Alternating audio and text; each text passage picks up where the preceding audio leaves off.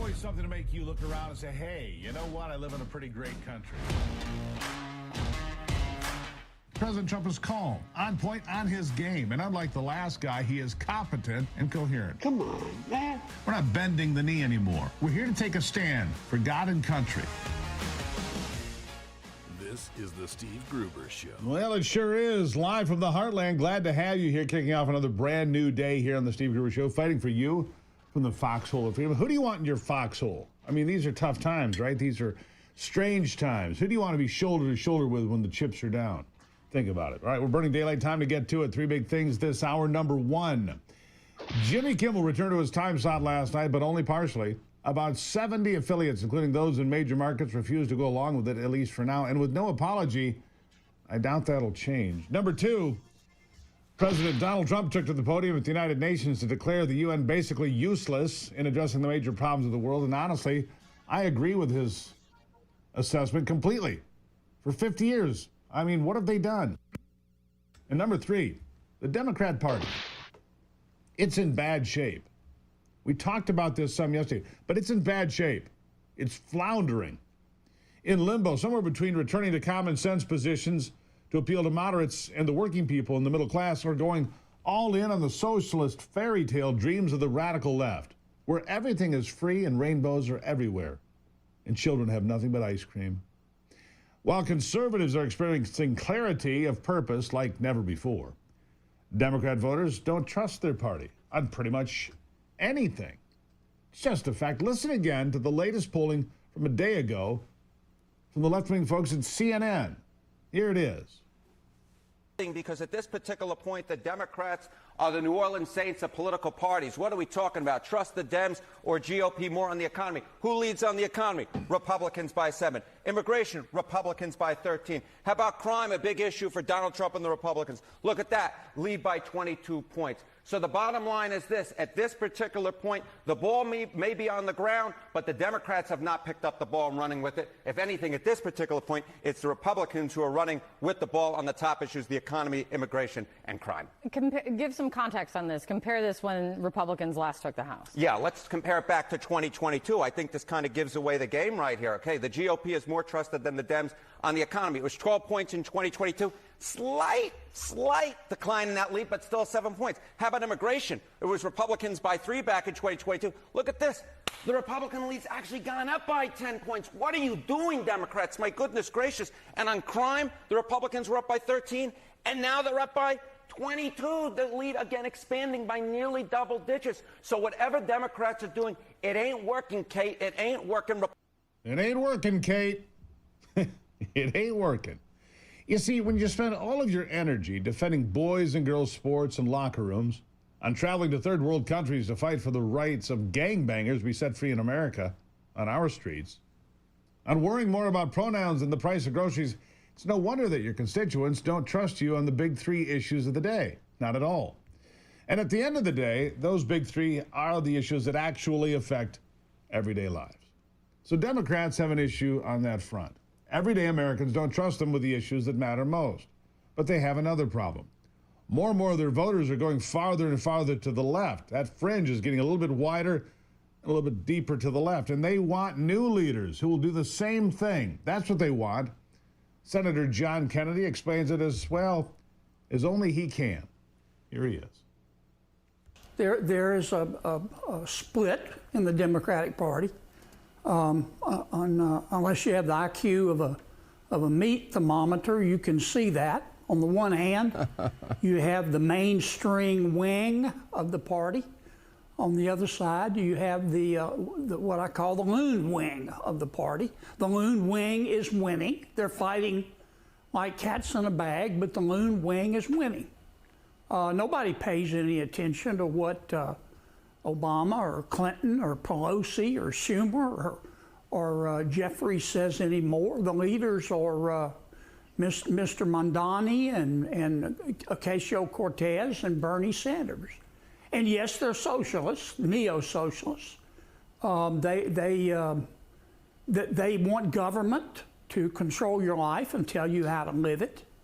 It's hard to believe that anyone can fit that much stupid into their head, but they can. Yeah, the radicals are fighting like cats in a bag, stuffing that much stupid into their heads. Thank you, Senator.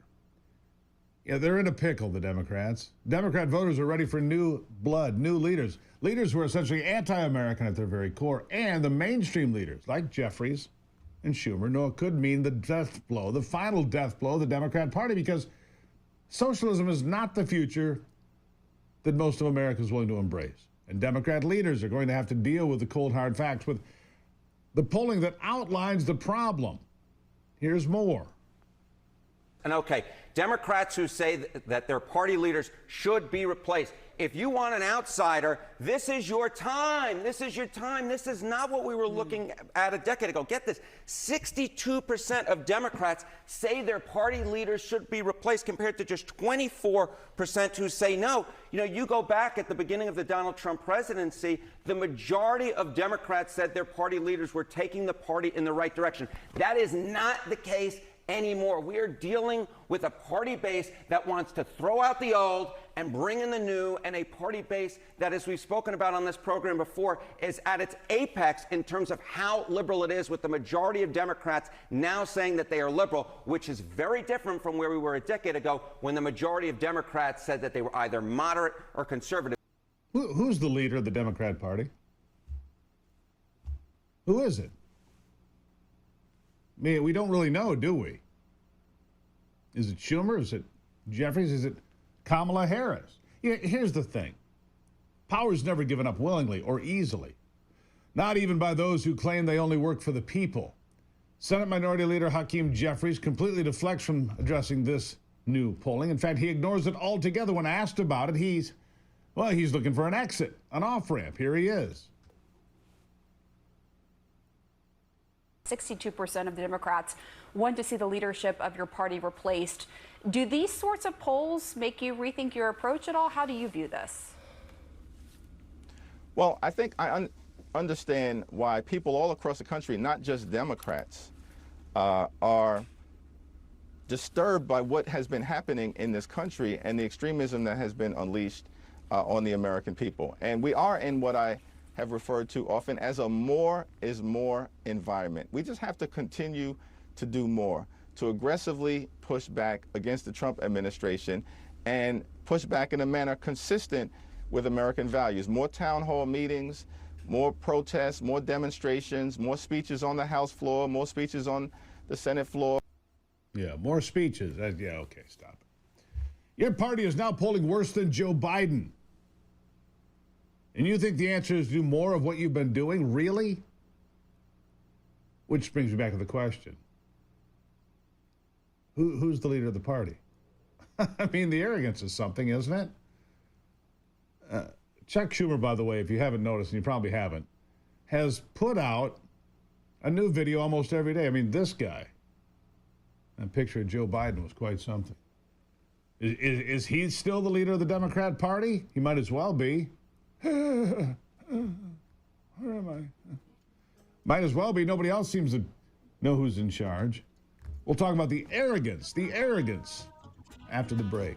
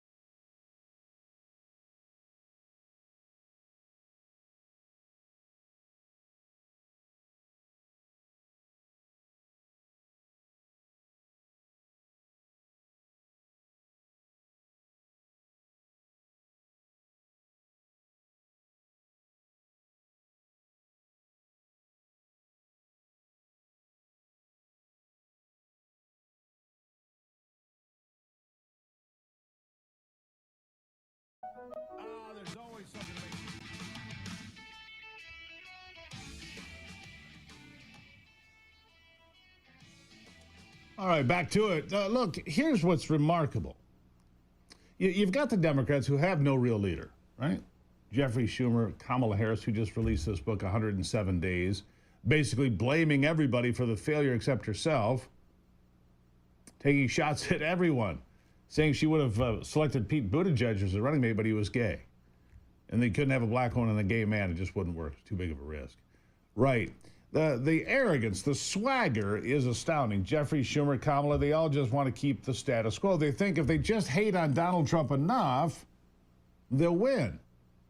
They all have their marching orders, continue to smear Trump no matter what, even at a time when they say they're committed to toning down the hateful rhetoric, which they're not. Here's the latest from Kamala, by the way. Like I said, the new book's out, 107 Days. You remember it, but here's how she remembers it. Listen. And right now we are dealing with, as I called him at my speech on the ellipse, a tyrant. We used to compare the strength of our democracy to communist dictators. That's what we're dealing with right now in Donald Trump. And these titans of industry are not speaking up.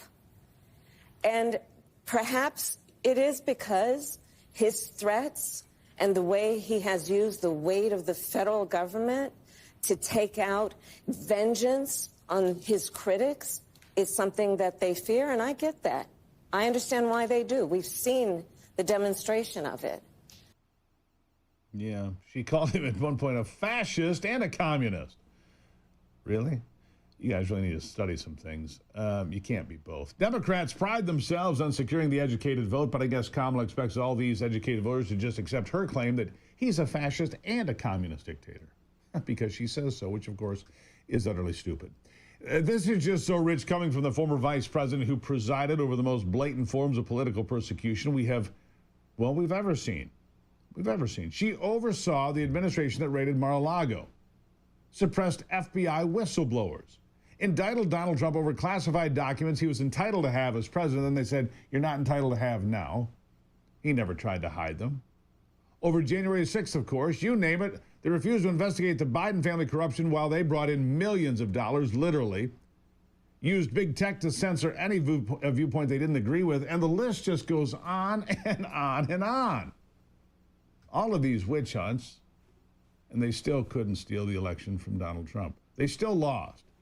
And it wasn't even close. They lost all the swing states and the popular vote.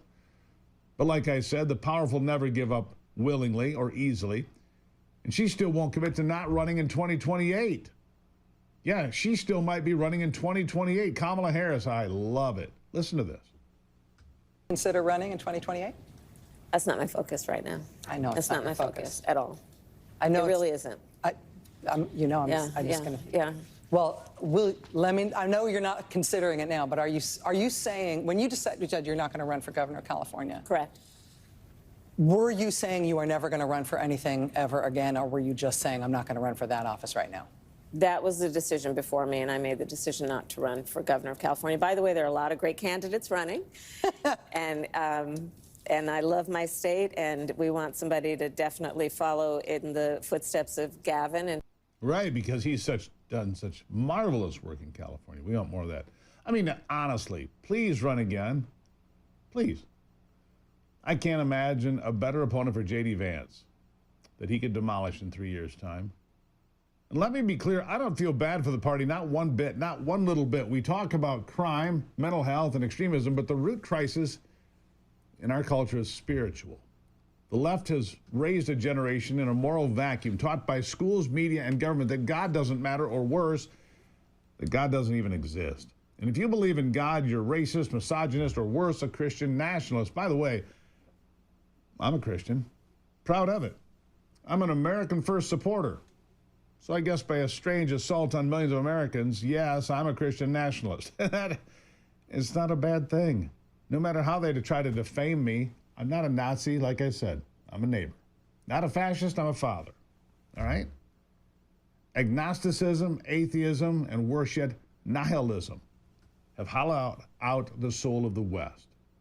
When the left tells young people that life has no meaning, that there is no truth, no purpose, no accountability beyond this life, don't be surprised when some of them turn to violence, addiction, or radical ideologies to fill the void. I mean, if everything is meaningless, what do you expect to have happen? This is no accident.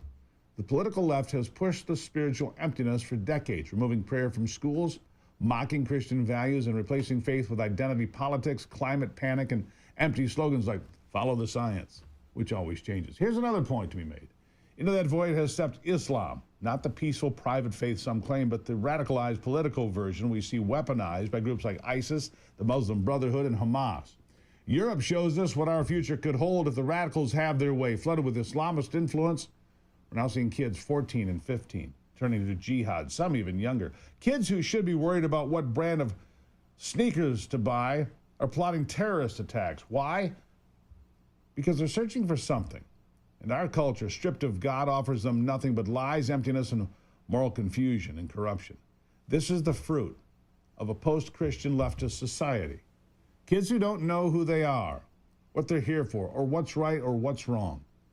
So I have no issue with the Democrat Party floundering. I hope more Americans see the emptiness of what they say. It's time to return to biblical truth, to rebuild the moral foundations of the family, first, the church, the nation, because if we don't fill our children's hearts with God's truth, someone else will fill it with lies, hate, and death. But today, make sure you do. So today, work harder. Be better. All right?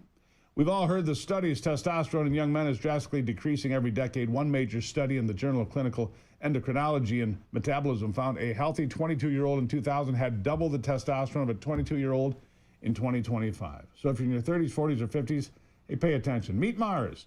From the wellness company, a doctor-formulated nutraceutical designed to restore vitality without synthetic hormones or stimulants. Mars helps men to naturally increase testosterone, enhance circulation, improve strength, focus, and even sexual performance. It's all there.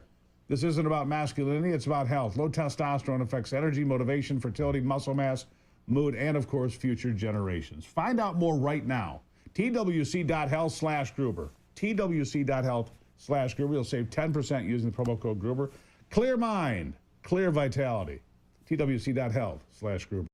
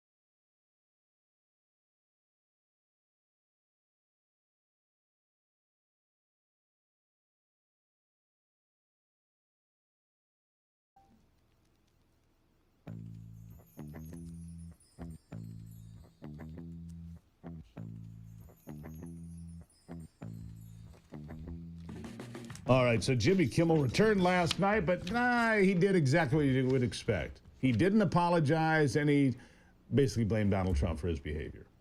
So it is. He makes some good points here. If you don't like him, you're not going to like him. If you do like him, maybe you will. One quick snippet of Jimmy Kimmel. It'll be the first, last, and only time he ever appears on this program. Go. I think what I have to say is going to make much of a difference. If you like me, you like me. If you don't, you don't. I have no illusions about changing anyone's mind. But I do want to make something clear because it's important to me as a human, and that is you understand that it was never my intention to make light of the murder of a young man. I don't think there's anything funny about it. I posted a message on Instagram on the day he was killed, sending love to his family and asking for compassion, and I meant it, and I still do. Nor was it my intention to blame any specific group for the actions of what it was obviously a deeply disturbed individual. That was really the opposite of the point I was trying to make. True. But I understand that to some that felt either ill-timed or unclear or maybe both. And for those who think I did point a finger, I get why you're upset. If the situation was reversed, there's a good chance I'd have felt the same way. I have many friends and family members. That's where you would say, I'm sorry about that. That's where an apology fits, but not for Jimmy Kimmel. No, the arrogance is something. However, it was only a partial return. Something on the order of 70 stations still refusing to air Jimmy Kimmel live. There's no way Disney is going to continue with this. It can't. You're losing money. All right. Here's what I want you to continue with. I was listening to the Aristotle programs on Hillsdale coming home, going to and from Phoenix, actually, to the Charlie Kirk Memorial. Charlie Kirk had 31 certificates from Hillsdale College, I learned during the memorial service in Phoenix. 31. That's why he was so smart, folks. He went to Hillsdale College and got 31 certificates. Aristotle, free markets, the founding of this country, C.S. Lewis, so many different programs, and all free. The Aristotle program takes 6.5 hours, but it's over many courses. And it's so much better. You be like Charlie, all right? Go to gruberforhillsdale.com. Gruberforhillsdale.com. Do it right now. You want to learn some things? Gruberforhillsdale.com. It's all free. You can get certificates too. 31 Charlie had. There's your challenge. Gruberforhillsdale.com.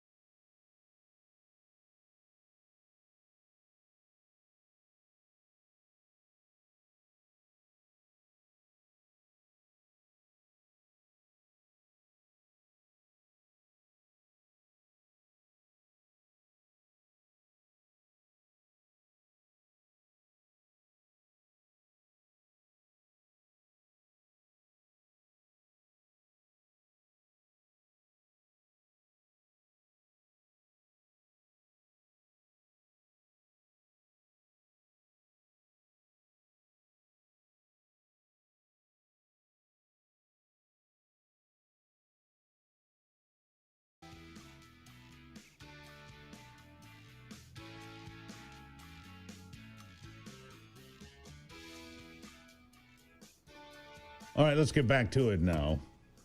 I mentioned Jimmy Kimmel is back, and you heard a little bit about what he said. No apology. Does anybody have the integrity anymore? He said it was not his intention to paint somebody one way or the other. It's exactly his intention. It's what he did. He said the killer, Tyler Robinson, was a MAGA person.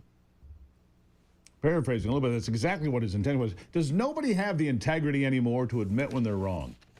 To come out and say, you know, I was wrong. Easy thing to do. I've done it a number of times in this program. If I'm wrong about something, because I was wrong when I said Jimmy Kimmel's never coming back. I didn't think he was.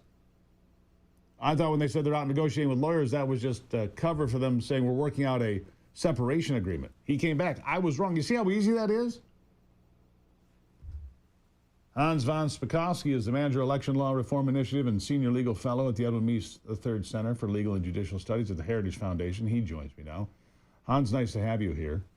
Sure, thanks. It's good to talk to you again. Hard to believe it's been 2 weeks. 2 weeks ago today. I can't believe that 2 weeks has passed just like that since Charlie Kirk was murdered in front of 3,000 people by a deranged leftist. Let's be clear about what it was. It was a deranged leftist. Now, there's some indication that there were more people involved here. Social media posts acting as if they knew something was coming, and one's reacting immediately after the death of Charlie Kirk, saying things like, we did it.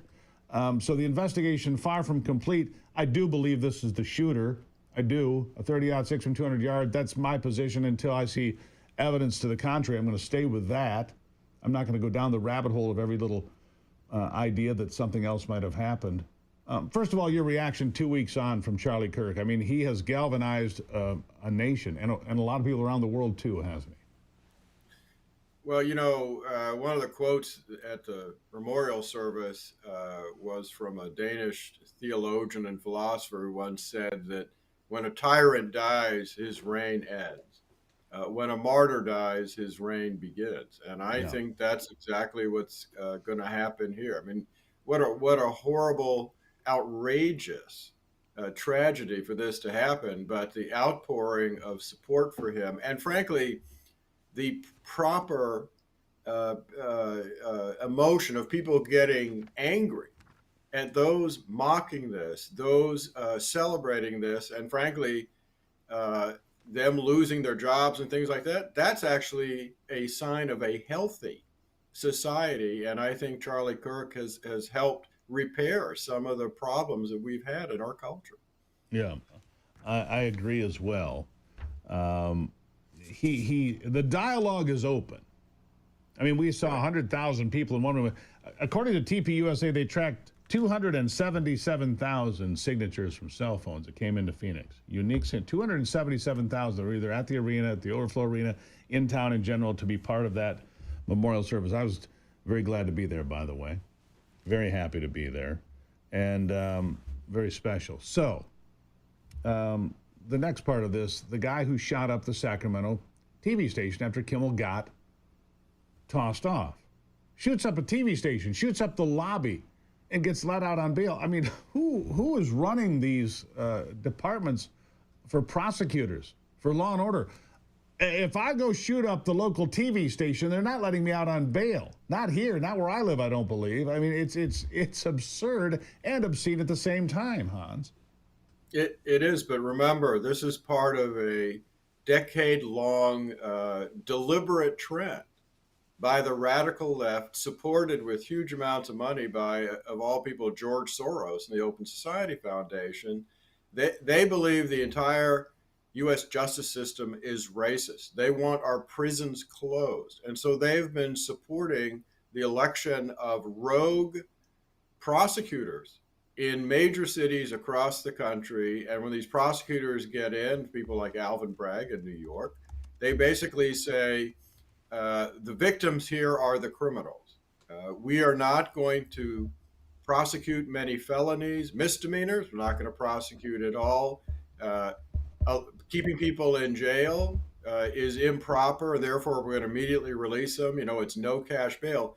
That has been going on in city after city after city, and we've seen the results of huge increases in crime in the places where those rogue prosecutors have been elected. Yeah, which brings me back to mentioning crime. I'd have to go look. As of yesterday, there had been 8 homicides in Washington, D.C. since the 11th of August when the National Guard went in. Now we know they're going to go into Memphis. We know they're going to go into New Orleans as they work out those details. The fact of the matter is people want safe cities, right? People want, if you actually extrapolated out 8 murders over this time period, you'd have less than 70 homicides annually in Washington, D.C. There haven't been less than 70 homicides in Washington, D.C. in a single year in my lifetime. Not even close, in fact. I mean, you can say what you want. You can call Donald Trump a tyrant, but he did make Washington, D.C. far safer. That's a fact, isn't it?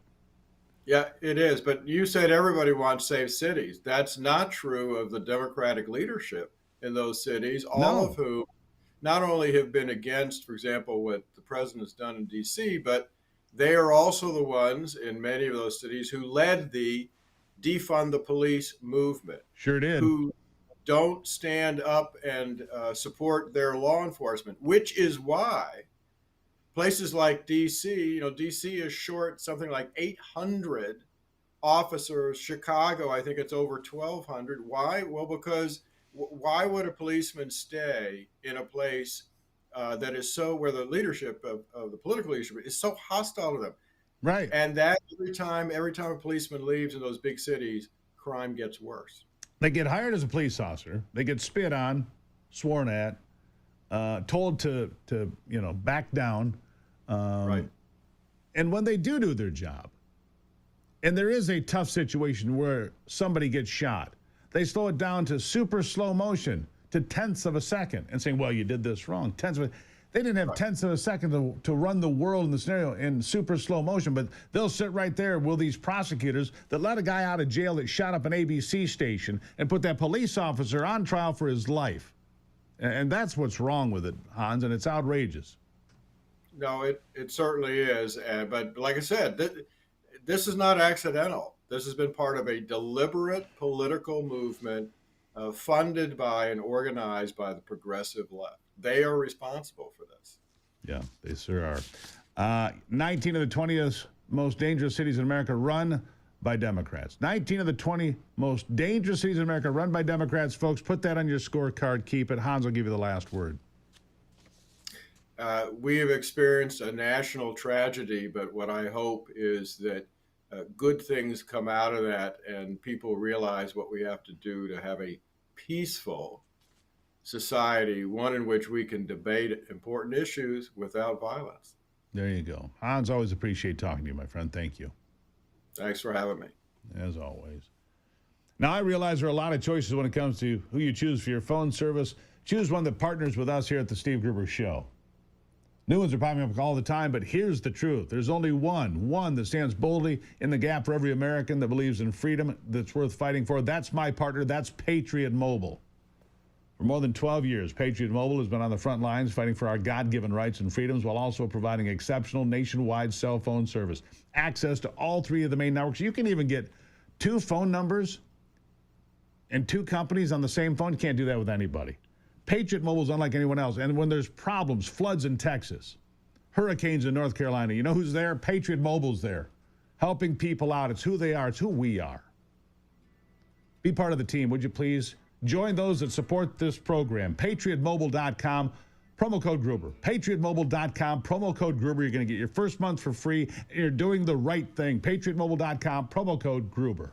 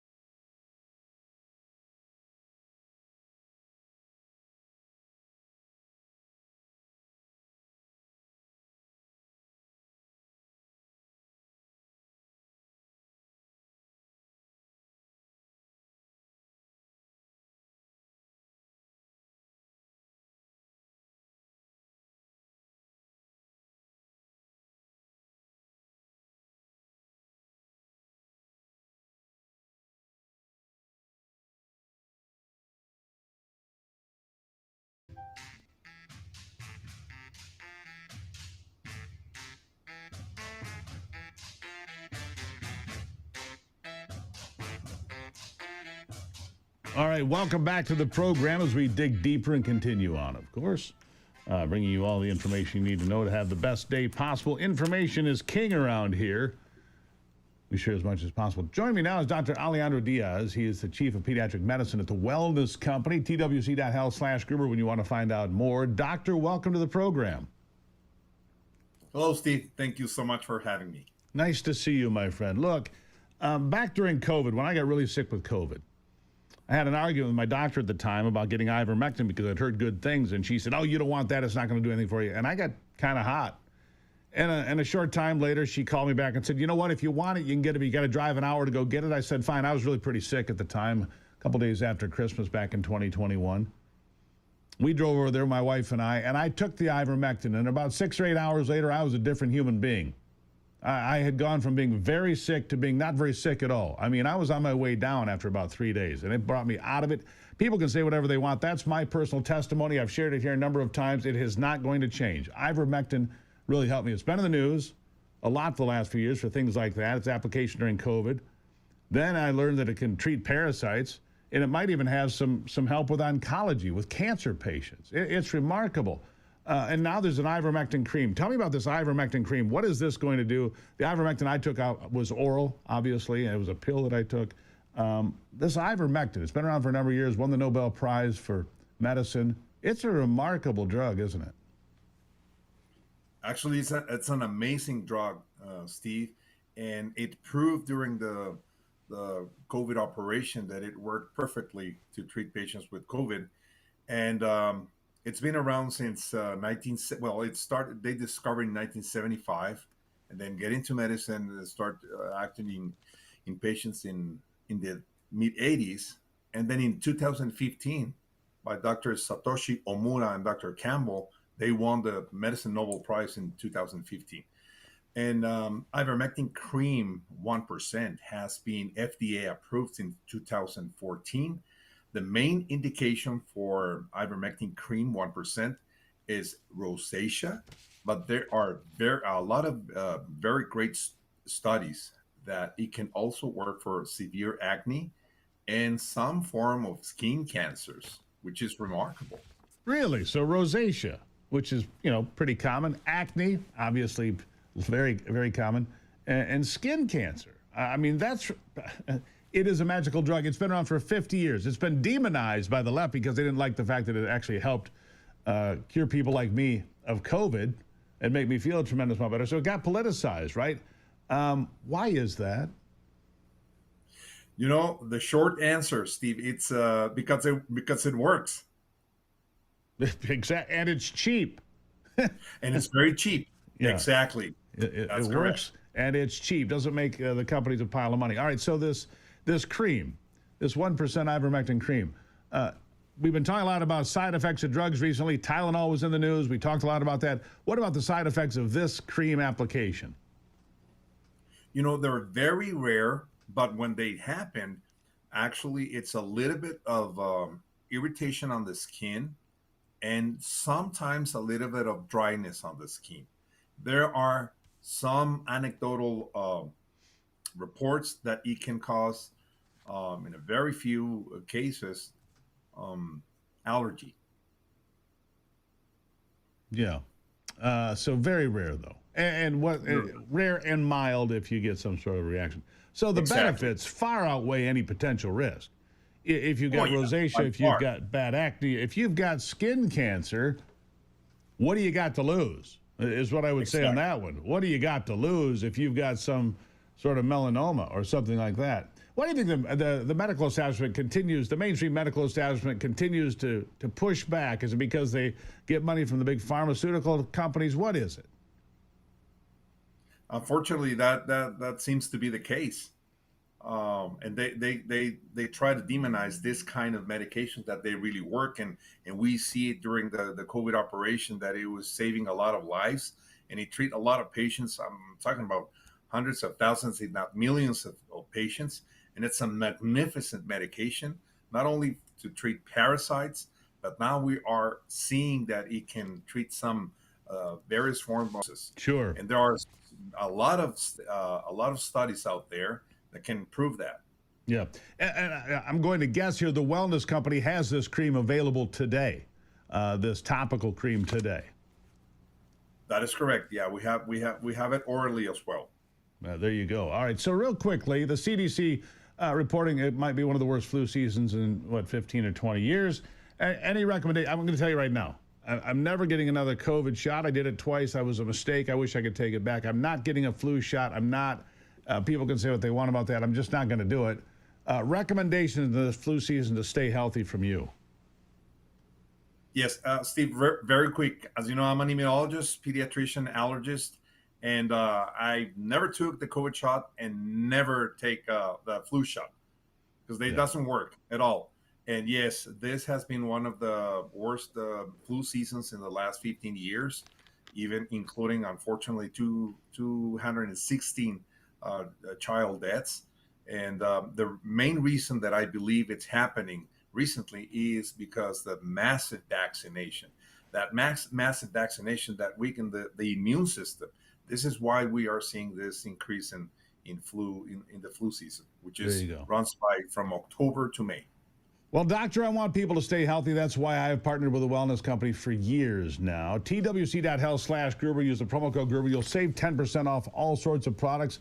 The Parasite Cleanse, you'll get $60 off and free shipping. All sorts of benefits there. Plus, you get these great kits, these medical preparedness kits. It's a medical emergency kit with all sorts of prescription medications. Don't run low. The wellness company have the ivermectin cream. It has the spike protein formula to help you get past COVID or having had the disease or the vaccine. So many great things at the wellness company. Glad to have you here, doctor, because it's a company I truly believe in. Stay healthy, my friend. Stay healthy. Thank you so much. There you have it. TWC.health/Gruber. You want ivermectin cream? We got that. You want a parasite cleanse? We got that. You want the best kits available for your next emergency in case you have a health issue? We've got that. TWC.health/Gruber. Get going.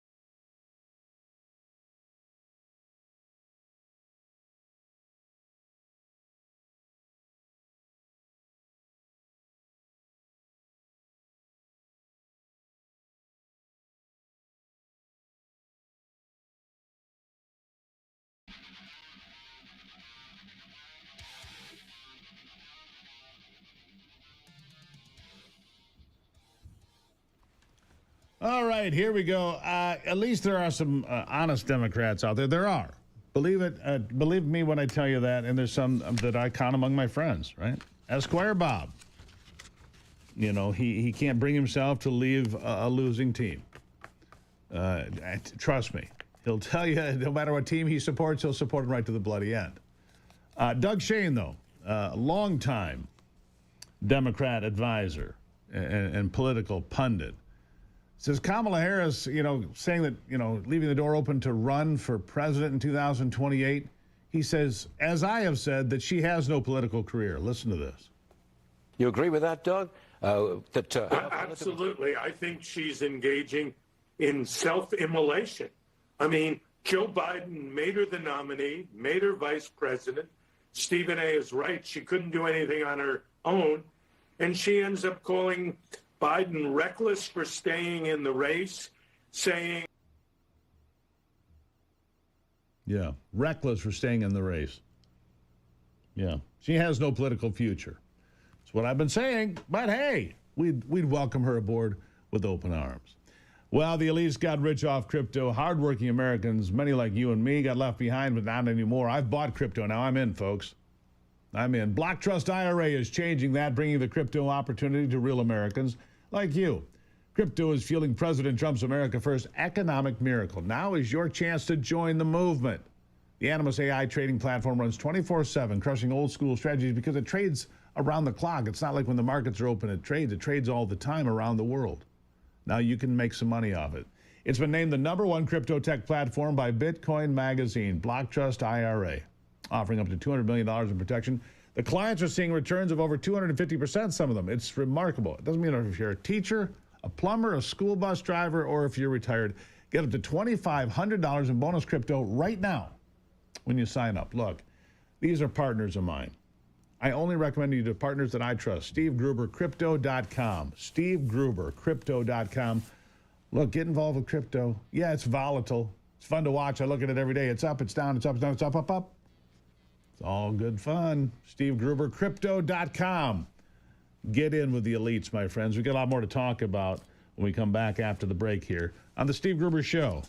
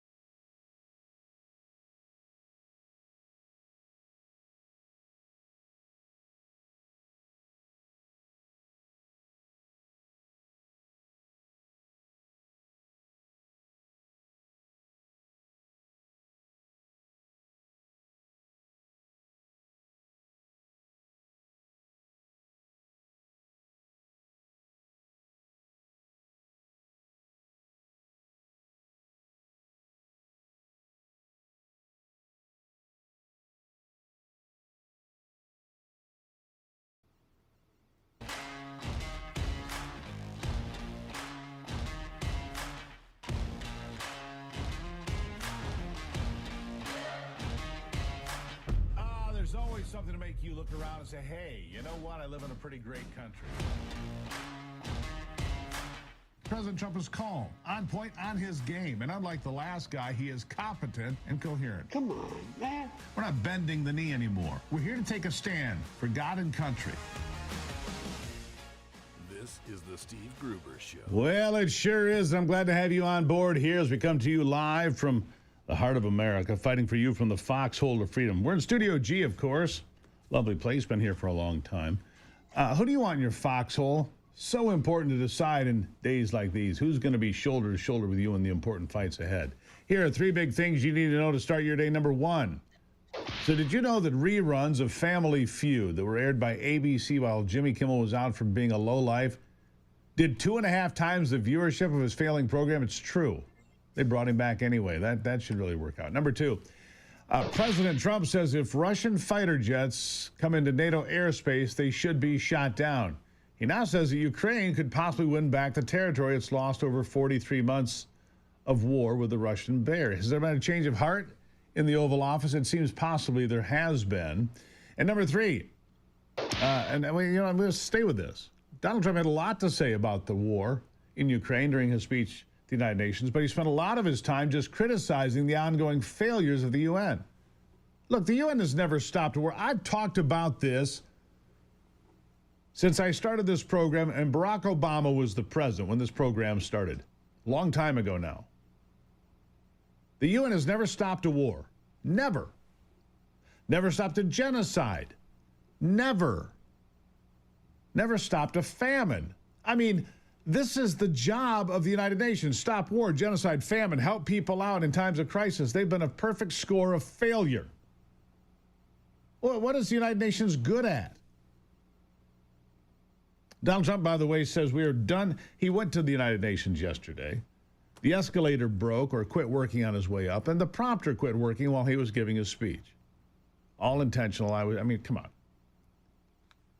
Doesn't matter. He made it up the stairs, no problem. And he made it through his speech, no problem. And he says we are done. We, the United States, are done being ripped off by the rest of the world.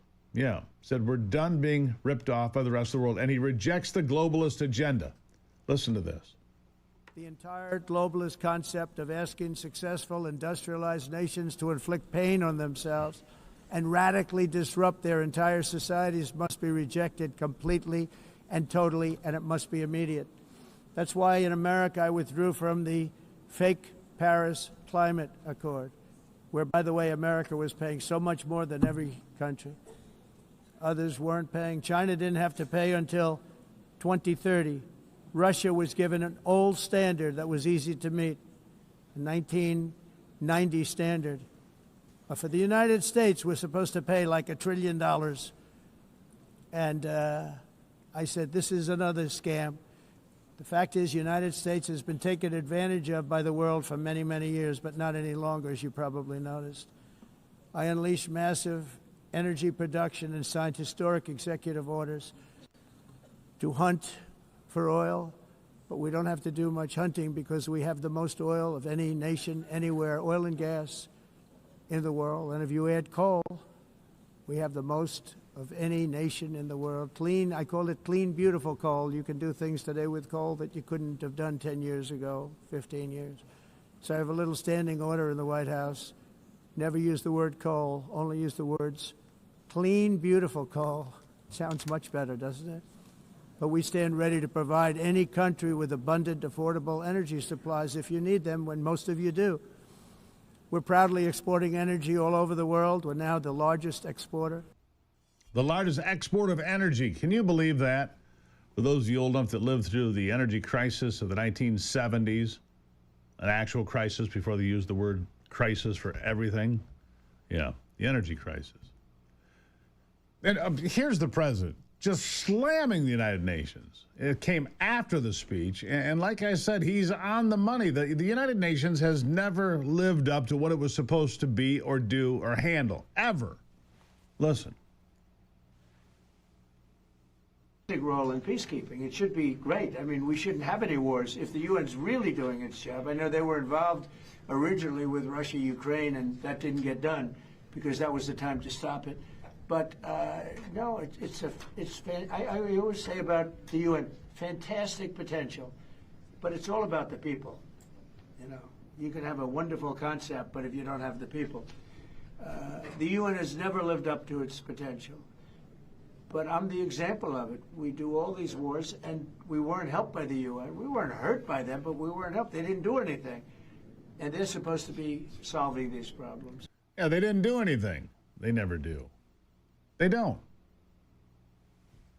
President Trump also took aim at the Green New Deal because, look, it's also been a scam on the people. Bankrupt successful countries to transfer wealth to unsuccessful countries. All in the name of the Green New Deal.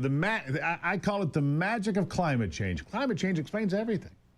More snow, it's climate change. No snow, climate change. Too hot, climate change. Too cold, climate change. Just right, climate change. It's magical. Here's the president. If you don't get away from this green scam, your country is going to fail. And I'm really good at predicting things, you know. They actually said during the campaign they had a hat, the best-selling hat. Trump was right about everything. And I don't say that in a braggadocious way, but it's true. I've been right about everything. And I'm telling you that if you don't get away from the green energy scam, your country is going to fail. And if you don't stop people that you've never seen before, that you have nothing in common with, your country is going to fail. Yeah. Oh, and by the way, here's a big change. This is important. It seems President Trump has changed his mind potentially altogether about President Volodymyr Zelensky, the war in Ukraine. He said, shoot down those Russian fighter jets if they're in NATO airspace. That's a big change. He is sick and tired of Vladimir Putin. I think President Trump has been worn out by Putin's games.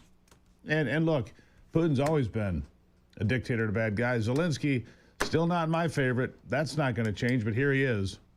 An interesting day, I think a very productive day. And we're now we're going to start a meeting with the president, who we all know very well, and he's a brave man, and he's picking up one hell of a fight. And we'll see how that all turns out. But we're going to have a meeting, and we have about 30 meetings scheduled today. We have a lot of meetings scheduled today, going pretty late into the night.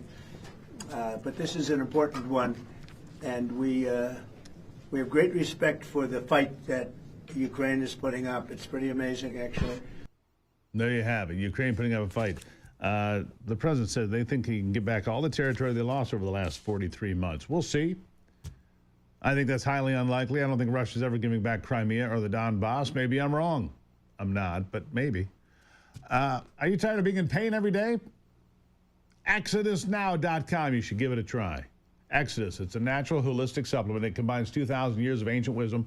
It has 7 biblical ingredients, things like myrrh, cumin, frankincense, all put together with the groundbreaking benefits of molecular hydrogen, designed to soothe joint and muscle discomfort, boost your energy, and reduce inflammation. We're all trying to get rid of inflammation, aren't we? If you're living with chronic inflammation, you're not alone, but you do not have to suffer. You can put this behind you. Try ExodusNow.com. Try ExodusNow.com. I take it every day. I do. Why? Makes me feel good. You want to feel good? Try me. Try Exodus. I try all sorts of things. I find things that work and I stick with it. I'll take a break and be right back. It's the Steve Gruber Show. Send emails to stevegruber.com.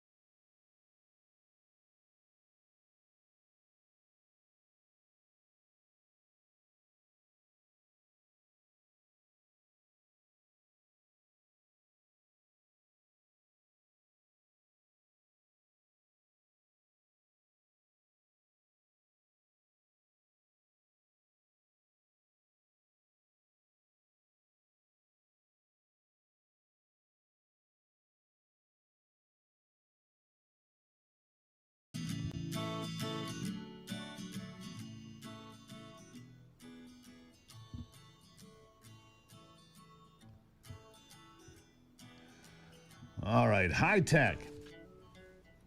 High tech. You know, I've talked about this a bit. I'm sorry, but if you're an accountant, I feel like you're an endangered species. I do, with AI out there, and it's just a job that came to mind thinking, well, if an AI program can run the entire tax program of the IRS and go through and identify everything, then why would you need an accountant? It's one thing that comes to mind. But AI can help fix government, maybe, and pick out things that are wrong and work with Doge. Gerard Simica is an attorney and chairman of the Consumer Action for a Strong Economy, CASE, a nonprofit free market consumer advocacy group he co-founded. He's with me today. Gerard, nice to have you on the program. All right, so how can we get AI to help us out with cleaning up government? Good morning, Steve. Thank you for having me. Well, as we know, the government is good at one thing, and that is wasting money. If we look at just the last 2 years alone, the GAO would say that the government has overpaid or lost $400 billion. Over the last 20 years, that amount is almost $3 trillion. So they waste money, they spend money, and services aren't that efficient. The one thing the Trump administration has done, as opposed to the Biden administration, is they have embraced technology, which is, whatever your feelings are one way or the other, it's here, and it's only going to become more pervasive through every part of our lives. So the program in Medicaid, for example, is a great place to start, because that is a program that is one of the biggest contributors to the amount the government loses through waste, fraud, and overpayment. The big word is fraud to me, Gerard. Fraud. It would seem to me that AI could rifle through these things in a lot faster than somebody sitting here at a desk going through this paper and then looking at the computer, right? The AI could go through that lightning fast and at least not necessarily come up with crimes, but red flag suspicious activity that then could be followed up by humans, by people that can go in and say, look, this doesn't look right. Let's look at what we've got here. That's the way you find fraud, isn't it? You have an algorithm, and sometimes they're good and sometimes they're bad, that would identify suspect behavior, right? Well, I'm not a tech wizard myself, but yeah, that's the idea. When you have, as J.D. Vance, the president, were pointing out in speeches months ago, people that hadn't been born yet receiving Social Security, and there were 20,000 or so people that were over the age of 120. Certainly, right now we do have tech and databases, but they cross-reference, and there's all kinds of ways that they aren't going to work efficiently. Whereas, yes, that is the idea that AI is just much more seamlessly integrated throughout all of the records that the government has, and it should be more secure. It should be more quicker, more efficient, and catch things that that are sort of outside the bounds of what is like legally allowable, eligibility requirements, renewal, work requirements, all kinds of things. Overpayments, especially. Sure, you have overpayments.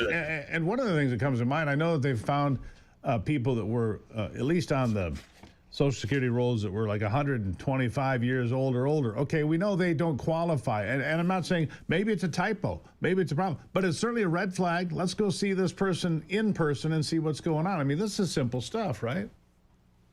Yeah, I think when you have those kinds of aberrant records, verification or follow-up would be, much more simple. And also things like, voter rolls would be very important as well. It's interesting, on a side note, you have some municipalities that do allow illegals to vote in municipal elections. And then you're saying that they have two sets of rolls for federal, where of course they're not eligible to vote. The idea too is that it'll trickle through every agency. What the Biden administration really treated AI like, they were in a hazmat suit. They ready to really overregulate it. They weren't going to let it, government implement any of the private companies out there that are doing, great work and doing all the innovating.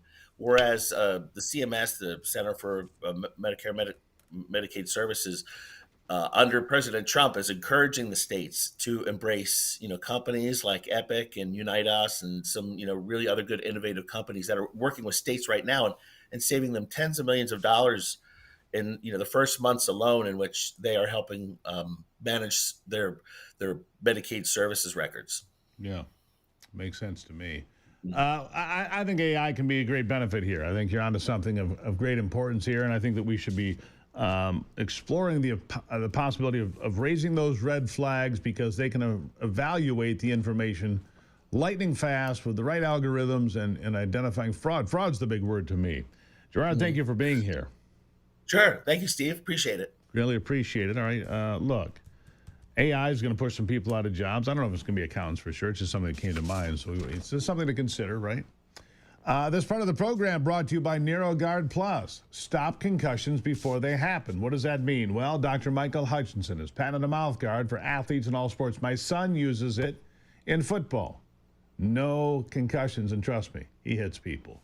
Using this mouth guard prevents concussions almost completely. Those using the breakthrough technology suffer concussions 0.26% of the time. Incredibly, it increases your strength, speed, and everything by 16%. You can lift more weight. You can run higher and jump faster. It's the way it moves your mandible. Don't take my word for it. It's been tested by Michigan State University and Wayne State. They've tested the NeuroGuard and have certified the results. The promo code to save 10%, Gruber. It's NeuroGuardPlus.com. Promo code Gruber, all right? If you want to send me emails about everything that's going on, the loss of Charlie Kirk, your reaction to it, the Democrats, Jimmy Kimmel, anything at all, go to SteveGruber.com. Send me an email. SteveGruber.com. Send me an email. Tell me what's on your mind. Might get read right here on this program. All right? I'll be right back.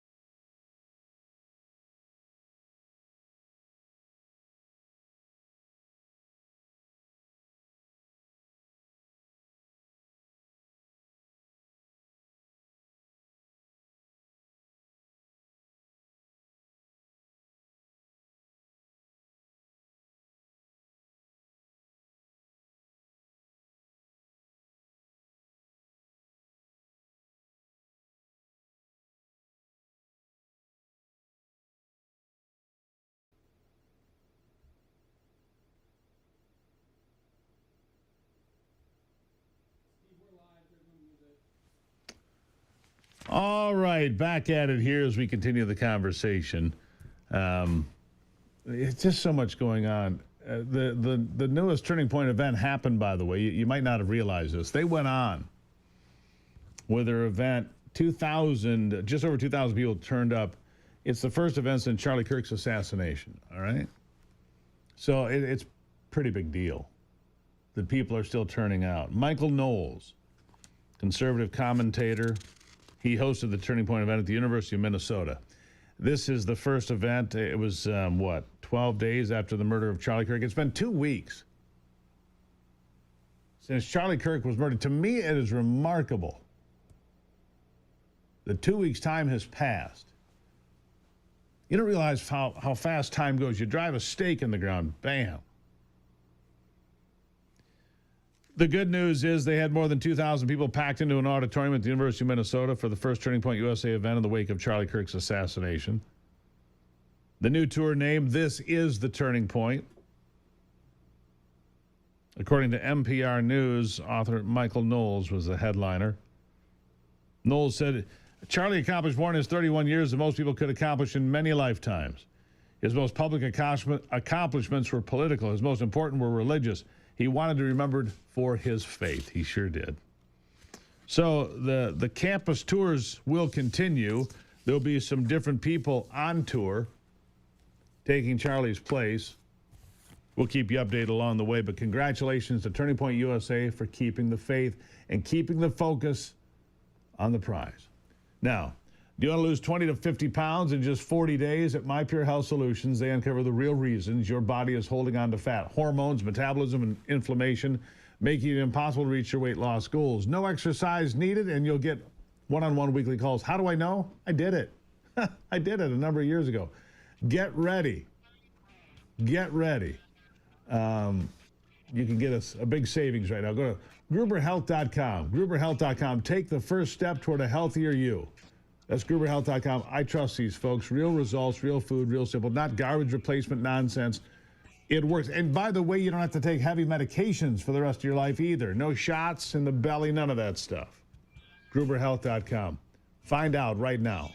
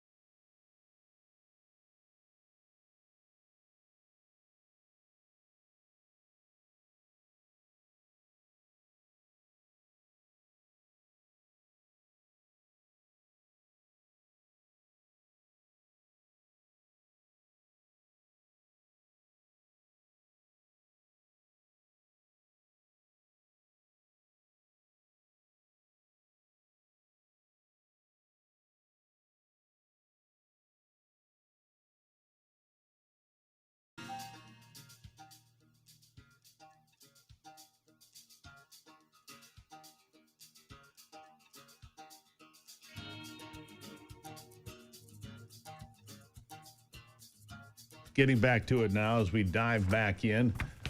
Look, we want to make you the best informed audience. Radio, television, streaming, podcasting, I don't care. The best informed audience. We cover a variety of topics to keep you in the know. It's what we do. And the team here knows that every day. That's why we have such diversity of topics. Ashley Keller is a founding partner of D.C.-based law firm Keller Postman and an experienced trial and appellate lawyer. How about Health and Human Services autism announcement, the FDA oversight process, the science at issue, bias and political motivations that are behind the campaign against Health and Human Services? So much going on. And my question to you, if you're the big thing on social media now is pregnant moms taking a handful of Tylenol, saying, I don't trust these people. Well, okay. Ashley, welcome to the program. It's a pleasure to be with you. Thanks for having me on. I sure hope these moms that are pregnant taking handfuls of Tylenol, basically making fun of Donald Trump, I hope they're right. I mean, they didn't say there was a cause and effect of Tylenol and autism. They said there's a, relational concern, and there are studies that support it. I've looked it all up. I've gone to done some independent research. 46% of all acute liver failure for adults in America linked to Tylenol. I mean, there are problems with this medication. Yeah, people say, well, it's been around since 1955. It's perfectly safe. Is it? Are all medications perfectly safe? I don't think that there's any medication that's perfectly safe. Ashley, what are your thoughts? Yeah, so you're seeing Trump derangement syndrome in full force and effect. No one should be popping Tylenol pills while they're pregnant if they don't have something wrong with them. You should never be taking medication if you don't have something wrong with you. As you just said, no medication is without risk. And acetaminophen, actually been around for even longer than 1955, is one of the most dangerous over-the-counter products in the world. It has killed more people than any over-the-counter product in the world. We detected really? That it was No, hold on. Stop right there. Acetaminophen has caused more fatalities globally since its introduction than any over-the-counter medication. That's your claim. It's 100% true. It causes acute liver injury, exactly as you just described. We first detected that signal in the 1970s in an article in The Lancet, and you're hearing a lot of the same stuff with respect to that known causal effect that you're hearing now with respect to acetaminophen and neurodevelopmental harm. In the 1970s, The Lancet fingered that we might have a problem here, that acetaminophen is causing liver failure. The company defended the drug. They said that's not true. Maybe it's because people drink too much. It took the FDA until 2010 to finally force a label change on the bottle that now appears, and everybody gets to see that acetaminophen does in fact cause acute liver injury. But we shouldn't have to wait 40 years for moms to get truthful warnings right now about the known association between this dangerous drug and neurodevelopmental disorders in children. The dean of the Harvard School of Public Health, Andrea Baccarelli, recently published his findings in an article that came out just last month, and you heard the FDA director, the commissioner of the FDA reference his findings. So this is not some fringe theory. This is not being peddled by lunatic scientists. This is grounded in well-documented research that pregnant moms have a right to process when they're making risk-benefit calculations for themselves as to well, the doctor there being widely ridiculed as well on social media and other places today. Yeah. Despite his paper, despite his studies, being completely ripped. You probably saw that too, didn't you? I saw that. It's shameful. This is a person who is deeply committed to public health. If you agree with him or disagree with him, that's fine. We can have academic and scientific debates in this country, but don't impugn his integrity. Don't treat the dean of the Harvard School of Public Health as if he has some agenda. He has no agenda other than protecting women and children. So look at his research, look at his findings, and make an informed decision. Yeah. By the way, for those of you that would like to fact check this, 500 annual overdoses on Tylenol. I didn't know you could overdose on Tylenol. By comparison, less than 100 on aspirin, less than 100 on less than 50 on Advil, which is ibuprofen, less than 50 on Aleve, which is naproxen. And it goes down from there. Benadryl, less than 20. Cough syrup, less than 10. It's not even comparable. Overdoses on Tylenol and death from Tylenol. I just went through and quickly got a... This is why AI helps me sometimes, Ashley. I like AI for this sort of thing because it just spits out the statistics and bam, you're exactly right. And yet, you've got people, well, it's been around, autism's been around since 1911. And the only reason that autism rates are going up is because they identify it easier. It's diagnosed easier. That's nonsense. That's absolutely nonsense, right? We didn't have a bunch of autistic kids when I was growing up. I mean, you'd see it, right? You would know. Look, the diagnostic criteria for autism and ADHD has certainly changed. There is more awareness, but I think it's fanciful to claim that the rates of autism in this country are purely a result of changes in diagnostic criteria. RFK is exactly right about this. The rate of increase is too alarming to ignore. It has to be a combination of genes and environmental factors, and acetaminophen is one of those environmental factors. That's right. The other one that I still think I'd like research on is how these PFAS chemicals, these forever chemicals that have become ubiquitous in our environment, from, microwave popcorn bags to the water propellant on our carpet to, a million products these things have been used in. Where do they fit into this? We know that they cause thyroid cancer and problems with reproductive organs in men and women. I think that spread of that chemical might have some play in all this, but it's environmental. Would you take Tylenol today? I wouldn't take Tylenol. I prefer to take Advil. I prefer not to take any drug. I can tough it out. My preference is always to let the body do its work if you can. Obviously, there are some situations where it can be warranted, and you can make decisions for yourself based on your own knowledge of your body and how you react to drugs. But I don't take Tylenol. It has a very narrow therapeutic range. It can be dangerous even within that therapeutic dose. So I prefer to take other drugs for fever and headache if I absolutely have to. But obviously, the focus of the recent announcement was for pregnant women. And I understand that they are put in a tough spot because other over-the-counter drugs are not appropriate for pregnant women to take. They're contraindicated, but they still should not be popping Tylenol like you're seeing on these TikTok videos indiscriminately. Yeah, for what reason? I don't trust Donald Trump, so therefore I'm going to take drugs. Okay, you might need medication, but not that one. That would be my advice. Ashley, thank you for being here, and thank you for having common sense and joining the program. It was a pleasure. Thanks for having me. Yeah, I'm sorry. This is the new TikTok challenge. Take a handful of whatever. If you want to save money, here's a challenge for you. If you've got a well in your yard, you live in the northern United States, and you have a well in your yard, you're halfway to a geothermal system that can save you as much as 90% in your heating and cooling costs. With the price of everything skyrocketing, including your utilities, if you could cool your house and heat your house for a fraction of the cost, wouldn't you take a look at it? Of course you would. WellConnectGeo.com. WellConnectGeo.com. Look at it right now. Learn more. There's great videos, great explanation. It turns your well into a geothermal system using a state-of-the-art heat pump to heat your home, which means your furnace doesn't run, which means you don't burn propane, which means you don't burn heating oil, right? It's best fit for those products. WellConnectGeo.com. Find out more right now. Are you ready to retire? Have you been planning for the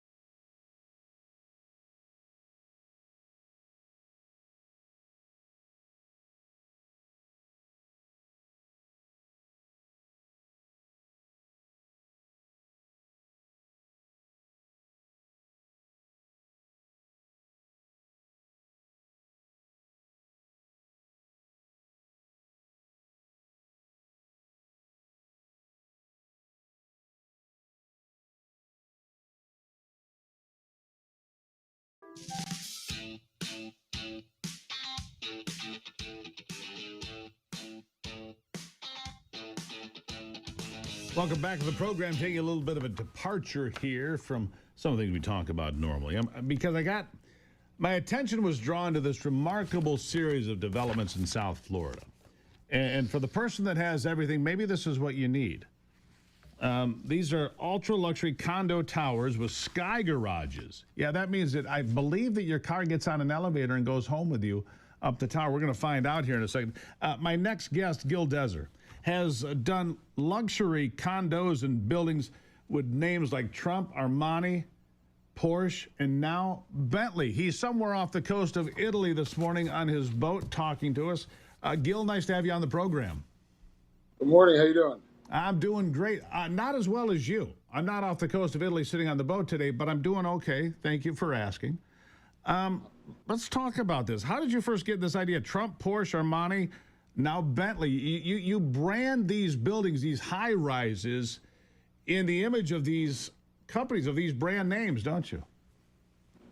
I mean, brand names is where everybody understands what it is, what they're buying, what they're getting. We first started with Trump, who is really the only real estate brand in the world. And so we put Trump on 6 of our buildings on the beach, and it was a runaway success. Even in the crisis in 2007, we were able to sell out, and we did very, very well. And we realized the power of branding. We realized the brand recognition that the buyers understand and see. And then we met up with the Porsche guys, and we did the Porsche Design Tower, which was a home run success as well, with the Deservator, which is a car lift that takes you and your car up to your apartment, parks you right outside your apartment. After that, when I stayed in Dubai, I got in touch with the people from Armani, staying at the Burj Khalifa hotel, that they had the Armani hotel there, and so we did an Armani Casa Tower in Miami. And then the Porsche was such a runaway success that we had to follow up with Bentley, which is the highest end car brand going. And they really had excellent design cues within the building. And it's going to be Porsche 2.0 on steroids. That's the idea. All right, so the Deservator. I just want to focus on the Deservator here for a second. How tall are these buildings? Well, Bentley's going to be 749 feet. Porsche is 649 feet. So Bentley's going to be 100 feet taller than Porsche is today. And how many floors is that? 64. All right, so 64 floors. Yes. if I'm at the top of the building, I'm at the top of the world. I got the best, layout in the world to see the ocean for 100 miles in every direction. Does my car go to the top floor with me? On the top floor, you get 7 cars inside your apartment.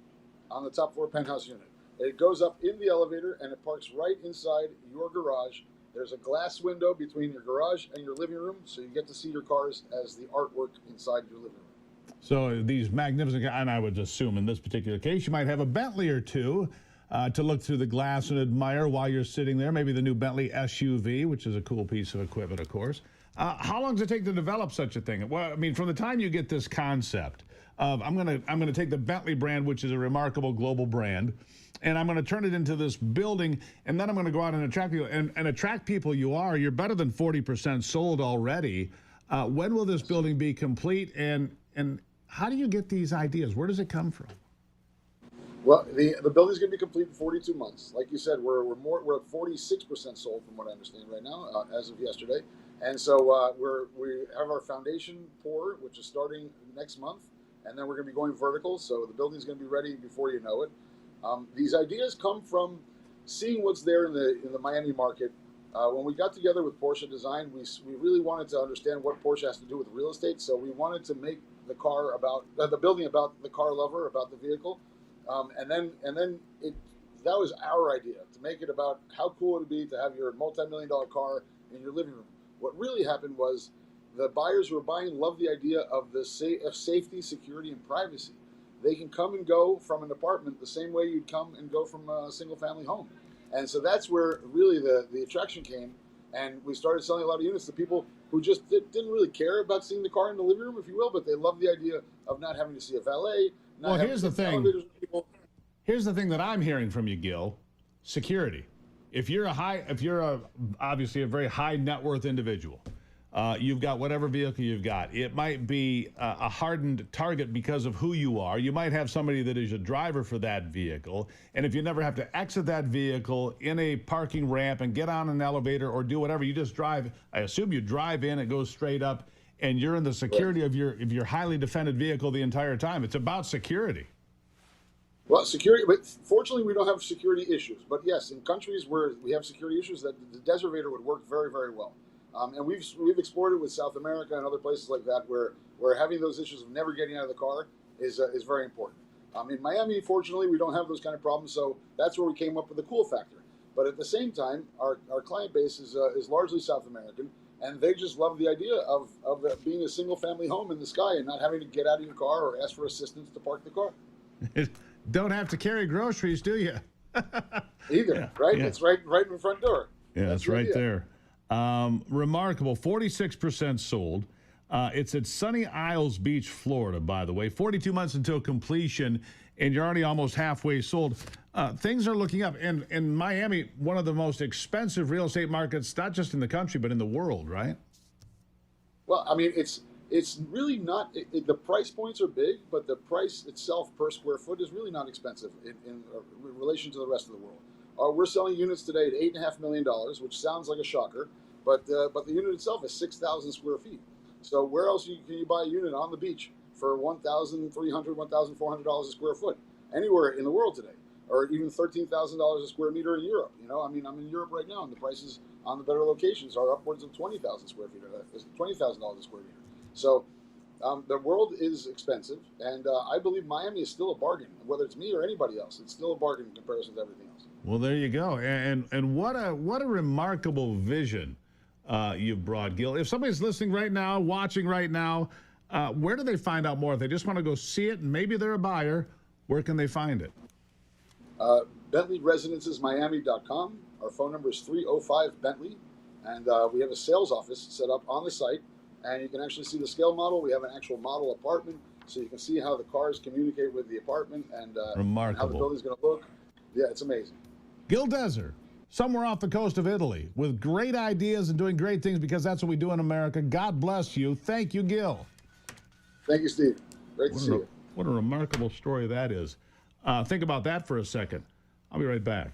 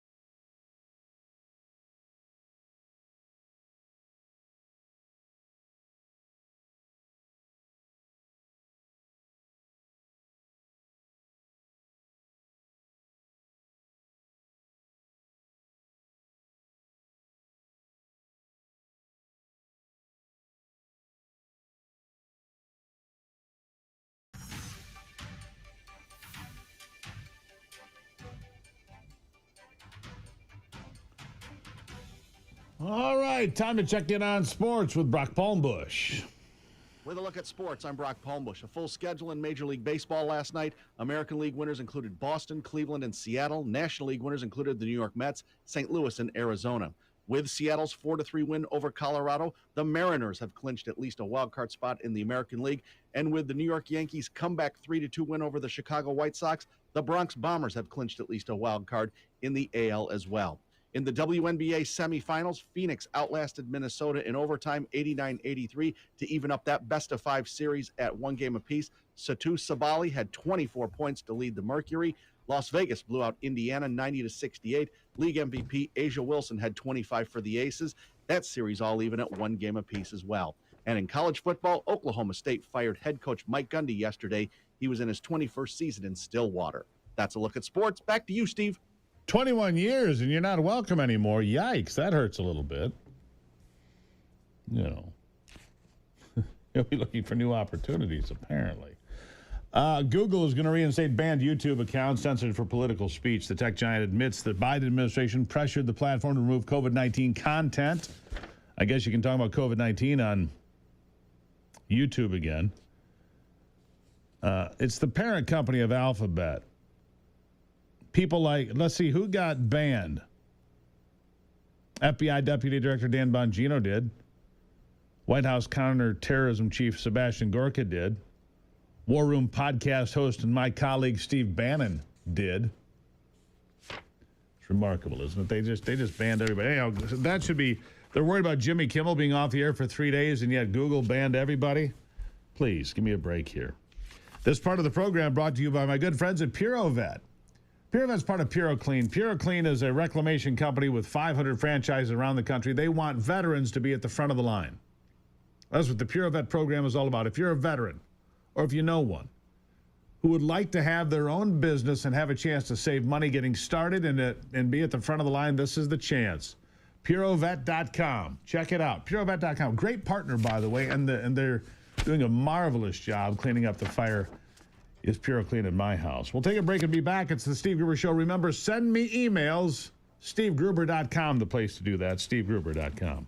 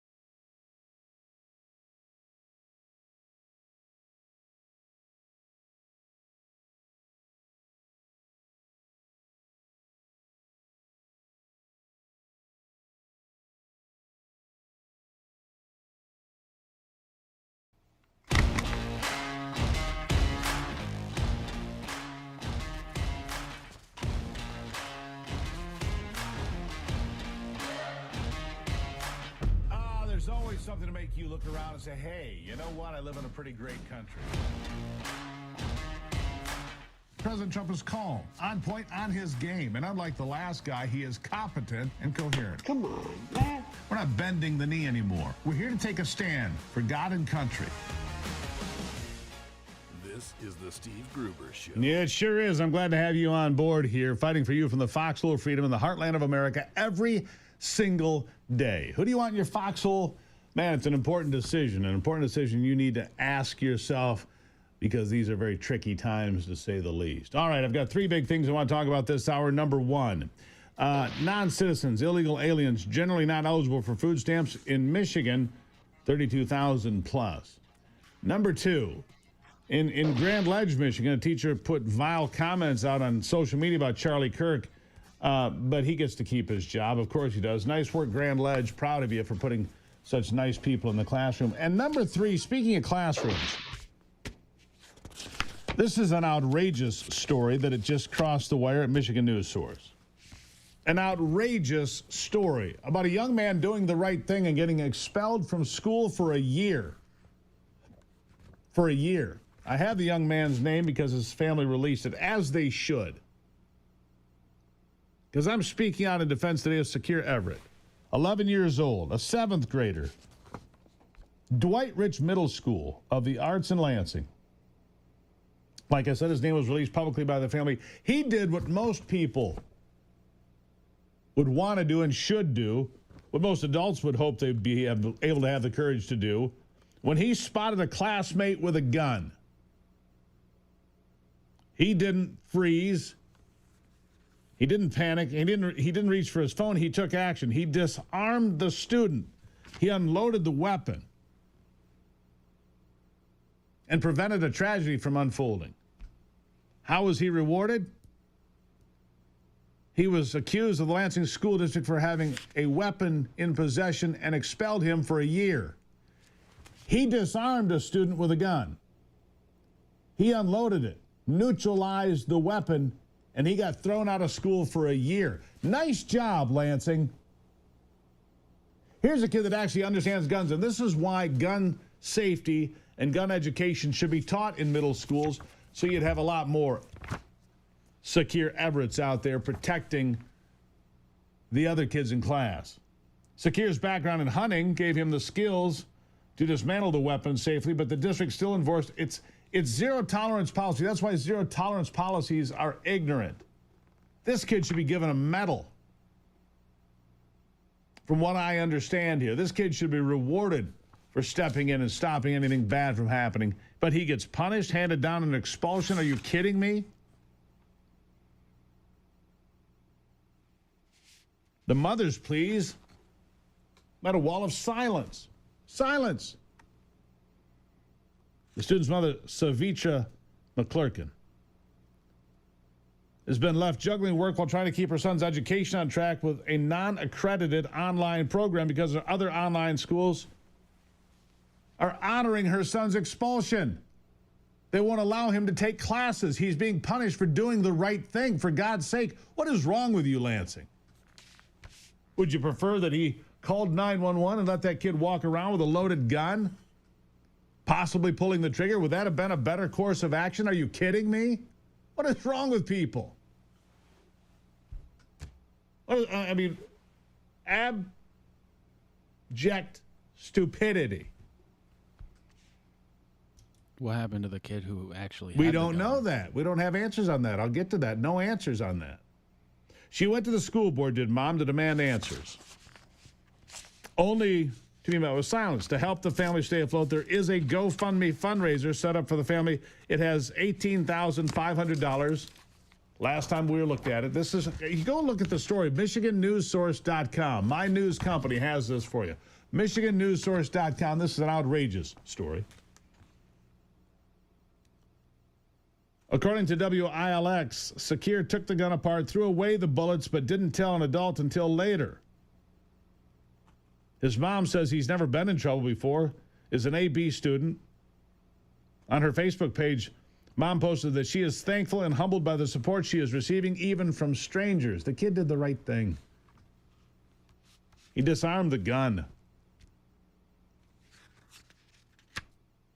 The Lansing School District sent a statement saying, in May 2025, a serious incident involving a firearm occurred at Dwight Ridge Middle School. After a thorough investigation and in accordance with Michigan law regarding dangerous weapons on school property, the Lansing School District determined that expulsion was necessary. Oh. He disarms a kid with a live, I'm going to guess it's a handgun. It doesn't say, but I'm going to guess it's a handgun. And gets tossed out. Expulsion, never a decision the district takes lightly. It's always considered a last resort. However, Michigan law provides very clear direction in cases involving dangerous weapons. The investigation, which included statements and video evidence, left no ambiguity and required this outcome. Well, let's see that video evidence. The Lansing School District has both a legal and moral responsibility to ensure the safety of all students. Didn't he do that? Sounds like it from what I'm seeing here. While this decision is difficult, our priority remains creating and maintaining a secure environment where learning can take place without fear. Yeah. Instead of rewarding Secure for his bravery, the district has effectively branded him a criminal. According to the GoFundMe site raising money for his cause, a boy who acted out of love for his classmates and may have prevented a tragedy is now stuck at home, cut off from his education. Meanwhile, questions remain about the kid who brought the gun to school. Police confirm at the time of the spring incident that 12-year-old was arrested. It's unclear, due to available information, what discipline the student faced from the school itself. Michigan News Source asking the principal of the school what action was taken against that kid. No answer. No answer. Meanwhile, in Grand Ledge schools, a teacher who posted just, calling Charlie Kirk a fascist, blah, blah, blah, the same old thing, left-wing teachers. I guess his name, according to the article, is Dave Logel. If you posted today about the death of a fascist, not about the death of children in a school shooting, please unfollow me. Thank you. Yeah.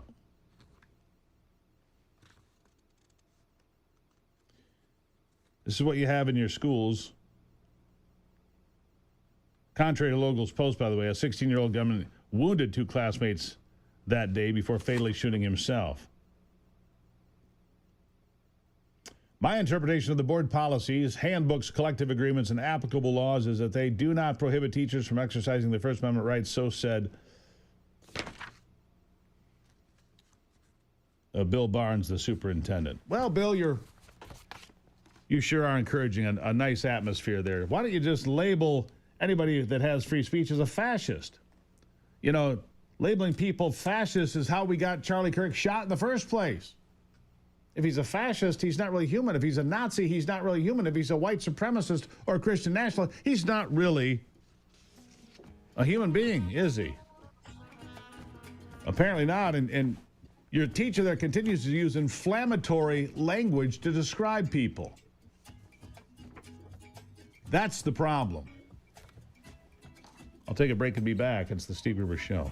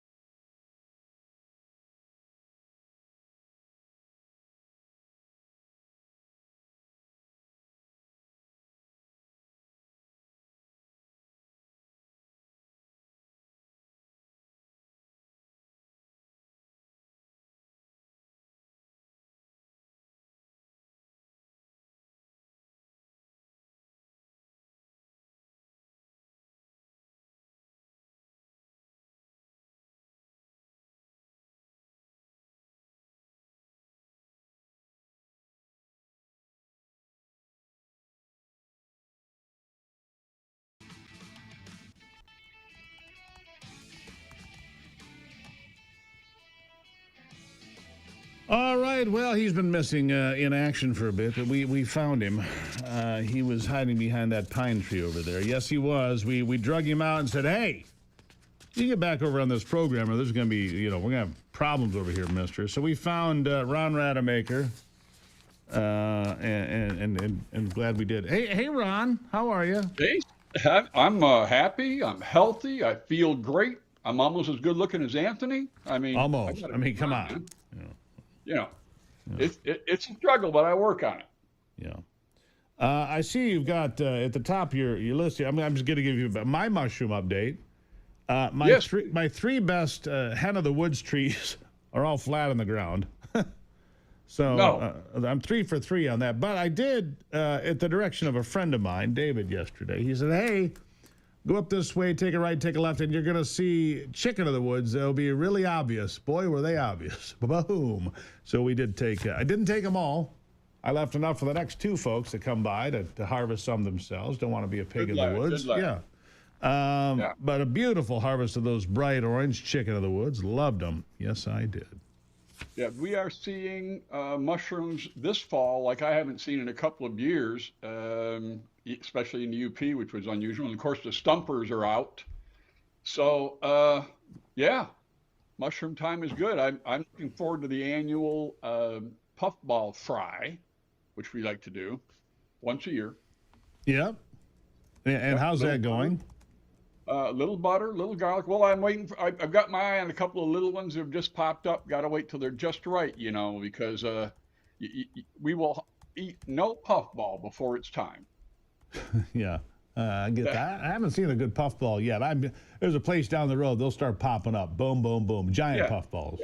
Yeah. It's just a little bit early. Hey, listen, we got another shout out. I got a couple of shout outs. Of course, the people at Lowell at the Fallsburg Art Fair were fantastic. Lots of people came out. Thank you, everybody. And then there's this guy. This is the White Lake Mirror. Yeah, there it is.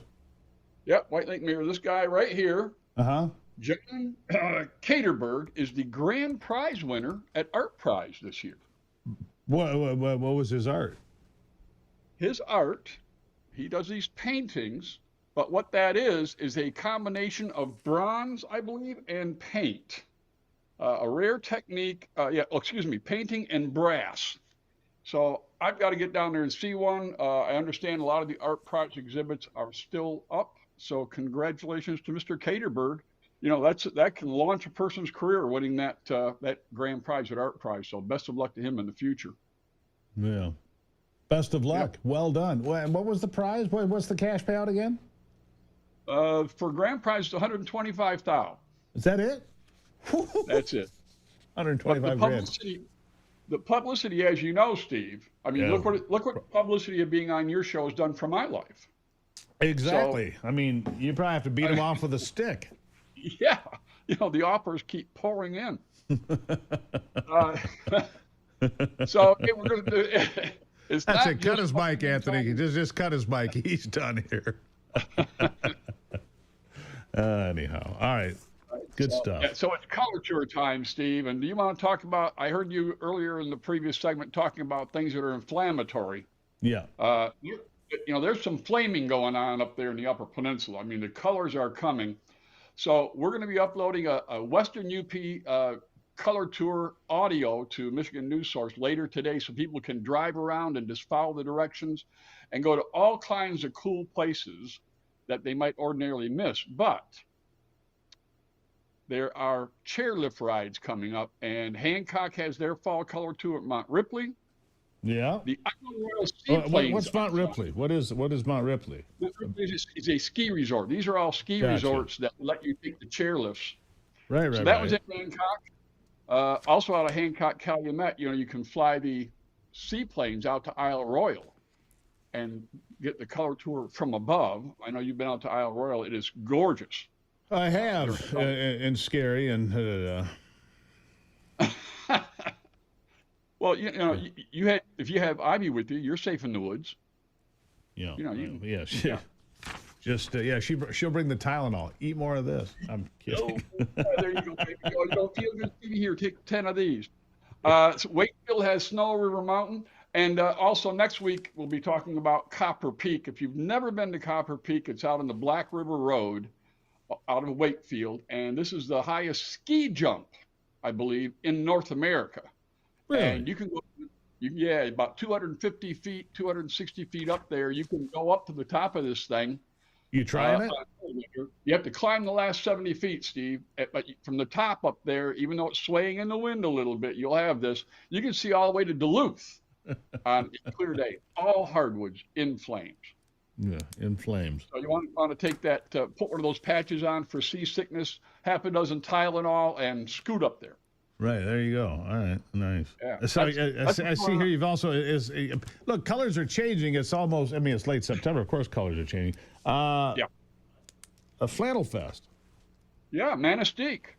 Flannel Fest is September 27th. Good chance to test your muskox if you haven't got your muskox on yet. Well, I've got to feed him first. You got to feed him water. Make sure he's hydrated. Yeah. But yeah, lots of good stuff going on around there, and good food.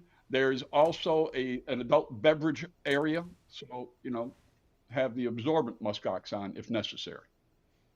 Yeah, very nice. That's a pretty good roundup, Ron. Yeah, that's just the Upper Peninsula. You want to talk about the Lower Peninsula? You see anything you like there? Well, I like iron pours, art workshops, blacksmithing. I like that in Frankenmuth, and I like Boyne City always, of course. Yeah, Young State Park, and of course they'll be having Boyne Mountain will be having their ski lift rides, and one of the all-time favorites is the Skywalk. Yeah, I love the Skywalk at Boyne Mountain. It is fabulous. Ivy didn't like it. The glass floor freaked her out. And I will say this: I'm going to give a shout out to Bob Barkham, my friend over at Barkham Farms near Hazlitt, Michigan, on Hazlitt Road. Great tours, great pumpkins, great guy. Cider and donuts. He fought the man, and he won. And he can sell cider and donuts, and that's what it is. That's right. He fought the law, and the law did not win. The World Tour will be down there October 11th. October 11th. All right, MichiganBackroads.com, MichiganBackroads.com, MichiganBackroads.com. Check it out. Ron, I got to run. Thank you, Steve. Stay cool.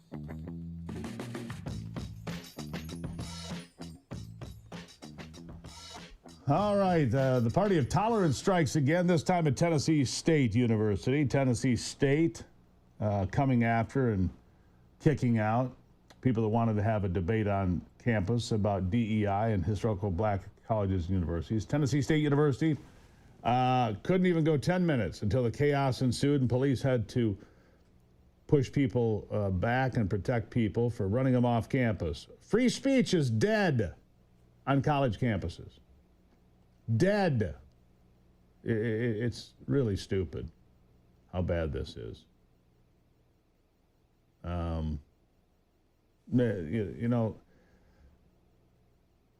So then Depressed Dad writes, they don't owe you a debate. Don't go where you aren't wanted. Leave us alone.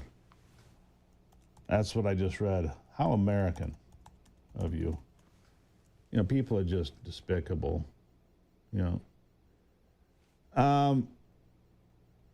These students, the Fearless Tour, they did not conduct themselves in a professional or responsible manner. Like the university administrator said in a statement, at TSU EDU is a joke.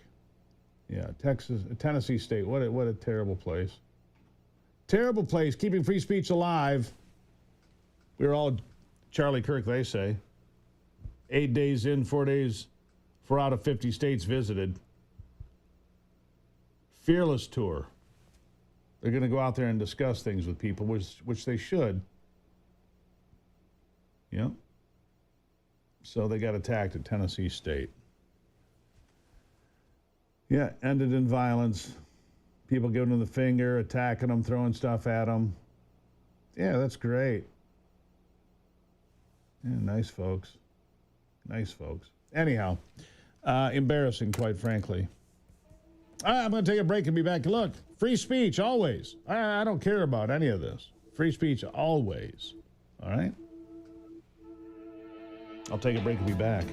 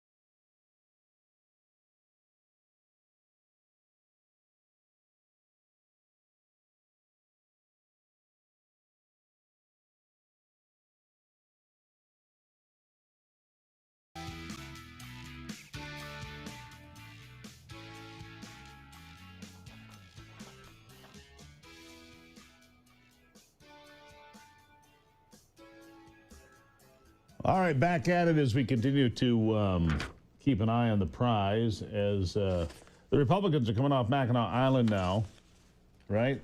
They're at the Mackinac Conference, annual conference. The issues facing Michigan. Mike Cox thinks there's a lot of issues facing Michigan. He's a former attorney general. He's running for the Republican nomination to be governor to replace Gretchen Whitmer. Mike, welcome back to the program. Steve, thanks for having me. All right, so up on the island, what were your number one takeaways of what you heard up there? Hey, Steve, it's a fired up bunch. Hats off to the chair, Jim Runstead. He's moving it forward, and there were a lot of excited folks about 2026. I think we have our Senate candidate, obviously, with Mike Rogers, and we're going to get our governor candidate next year, and that's going to be me, and I'm pretty excited about that. And people were pushing me along, and we had a great turnout. A lot of young college kids came out for us. We had the startings of a debate, and I hope the other folks, I've challenged other folks, let's do 10 debates. That's how we found out the genius of Donald Trump back in 2015 and 2016. And I think that's how we're going to find a winning candidate in 2026. You're not wrong about that. There were a whole lot of debates. Began in 2015, the summer of 2015, right? Yes. I'll admit it. Going into that first debate in Cleveland in 2015, I thought Jeb Bush was a great governor of Florida. And then I was watching the debate with my wife, Laura, and I saw the president, Trump, and I turned to her and I said, oh, blank, that guy is something else. And that's how it all started. Yeah, he went on to cream the field, that's for sure. Three cycles in a row, he took all comers for the Republicans and obviously dispatched them all. You've got a pretty good and well-known field so far. It's yourself, Tom Leonard, former Speaker of the House, Senate Republican leader Eric Nesbitt. These are well-known people. Why you? Hey, I've won before, right? In fact, not just once, but twice. I share that with Donald Trump. There's very few people who can say they've won statewide office. Mike Rogers is running for an open Senate seat, and that's Gary Peters' seat. If you wiki him, Steve, you'll probably see his records 12-1, 13-1. He would have retired as a undefeated heavyweight champ of Michigan politics, but one guy beat him. That was me in the closest statewide race.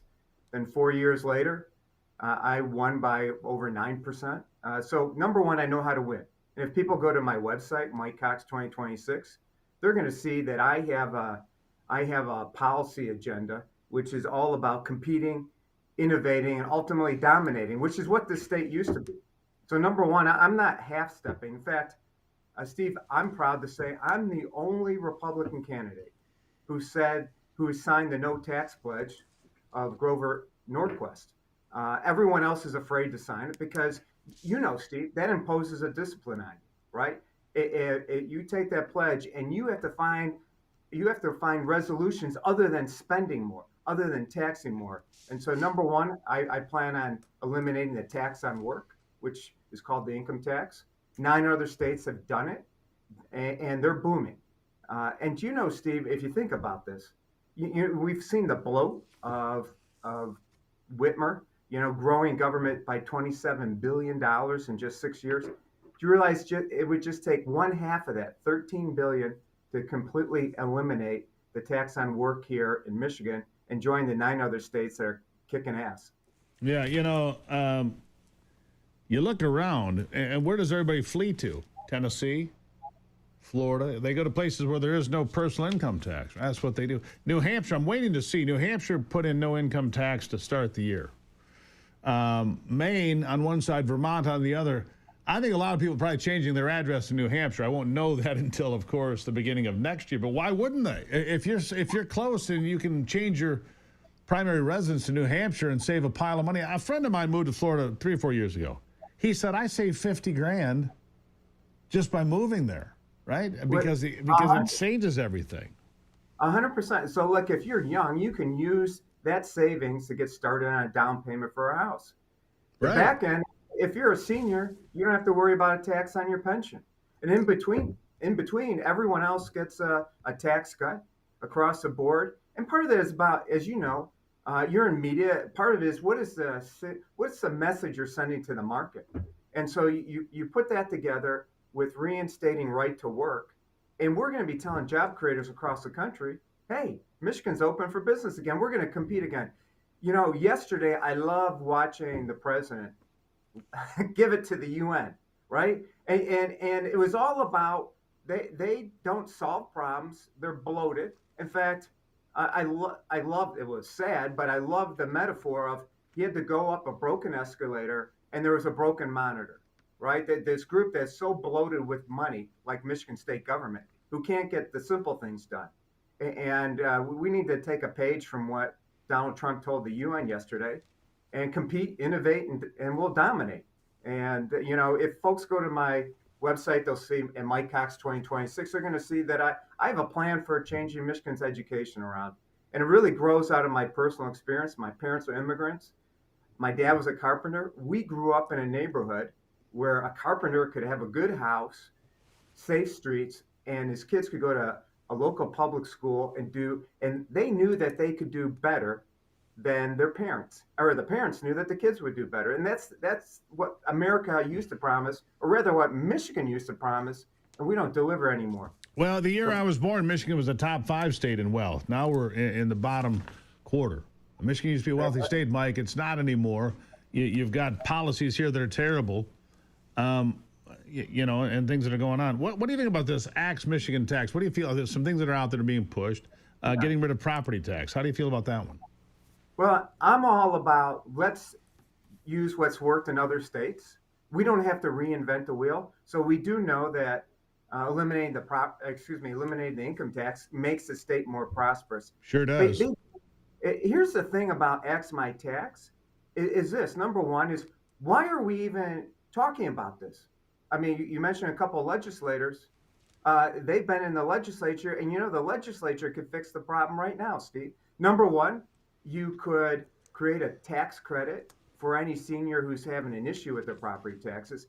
Number two, you could strip off the state mills, which Representative Jim DeSantis, the most conservative member of the Michigan House, has proposed, which would provide immediate relief to every homeowner, every farmer. And number three, and most importantly, and you know this, is let's move all millage elections, which the legislature can do, to November ballots. Because, you know, if it's on a November ballot, they can't sneak that stuff bias, which every local community tries to do. In my town in Livonia, in the August ballot, they tried to put on a $150 million bond proposal to do what, Steve? To create a brand new city hall. Yeah. So they could all have their names on it. Yeah, but so thankfully, we got everyone educated. They got out, they voted. But those three got rid of ideas. it. All right, real quick before we go, Mike, the website where people can find you. If they like what they're hearing, where can they find out more? They can go to Mike Cox 2026. They can follow me on X at Mike_Cox and come on out. We're building a team. Mike Cox, 2026.com. Mike, appreciate the conversation as always. We'll talk again, I'm sure, many times. Thank you. Thank you, sir. Thank you, Steve. There you have it. Mike Cox, everybody, running for governor. Do you like it? Go check it out. I'll be right back.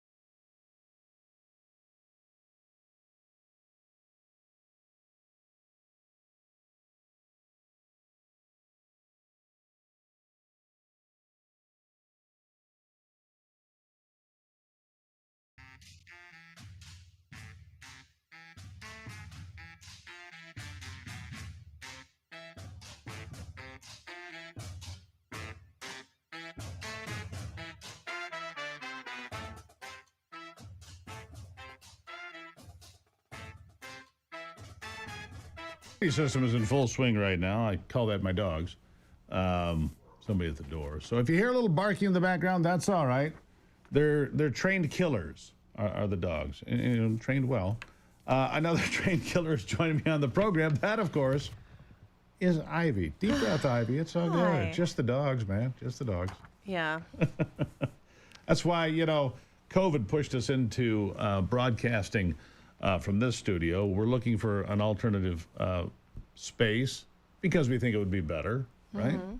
And so we look forward to that. But anyhow, the security system's working just fine. For sure. Well, good morning. I am often just shocked by things I see online. Let's talk about Tylenol. All right. I think this is very interesting. I have started reading through the studies that were cited.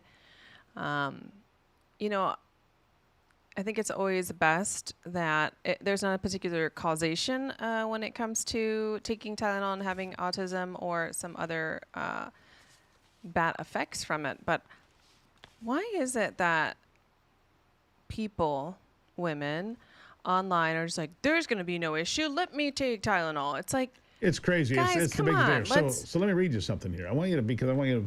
Studies measuring acetaminophen in cord blood found higher exposure was linked with autism and ADHD.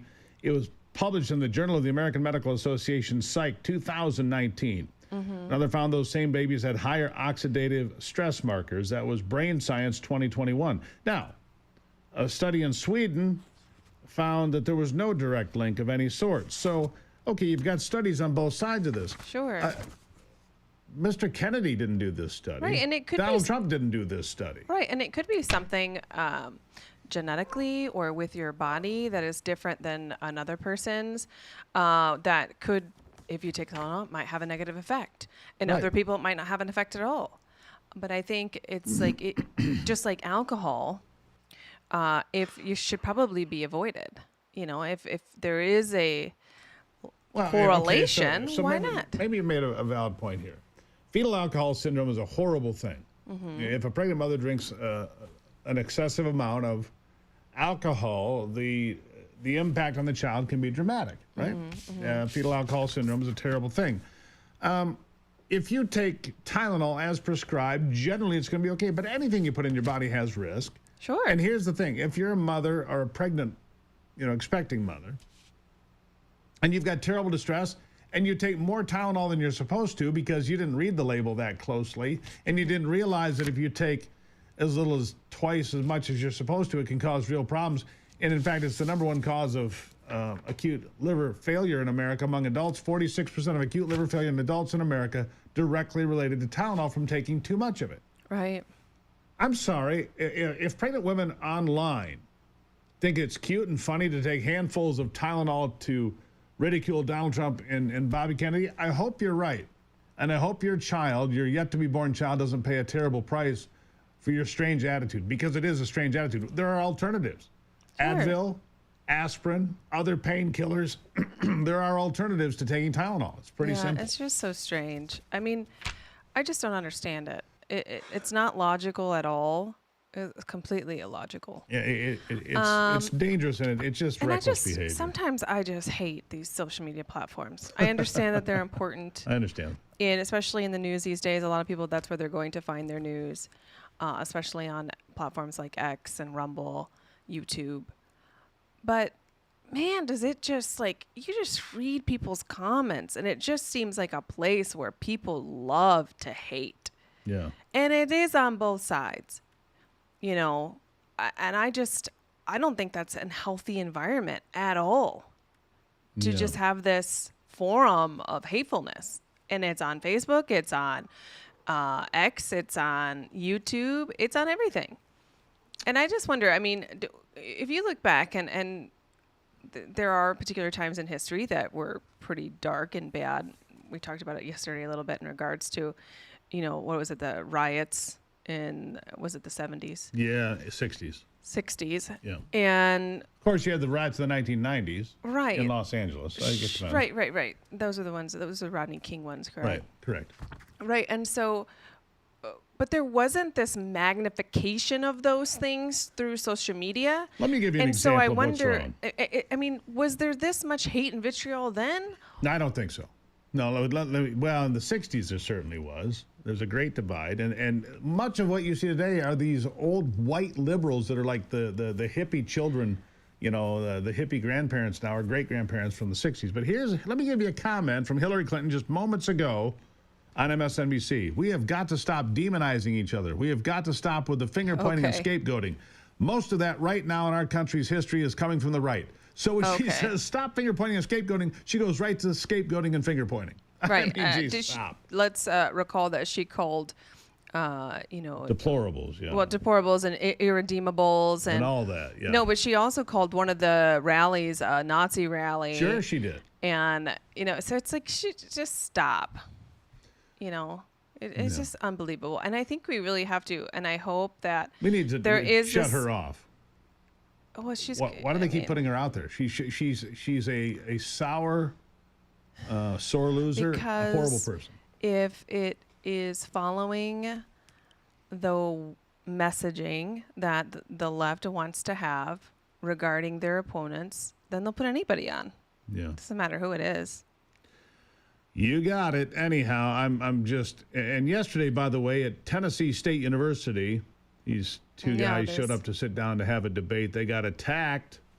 That was a run mob. Off campus. And they got escorted off campus. By police.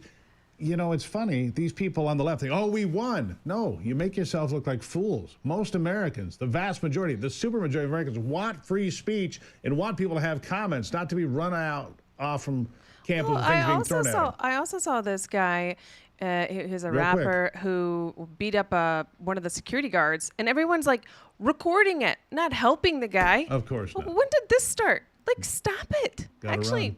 defend the indefensible, maybe. Love you. Love you.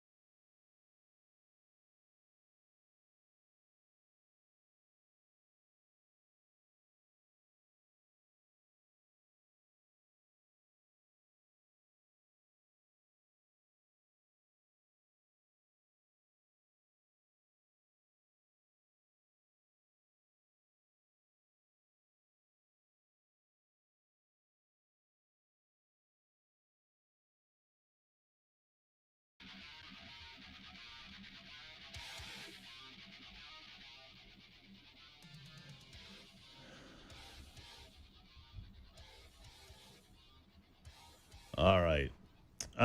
So the new joke. And look, my kids were doing it last night. What is wrong with you? My mother ate Tylenol.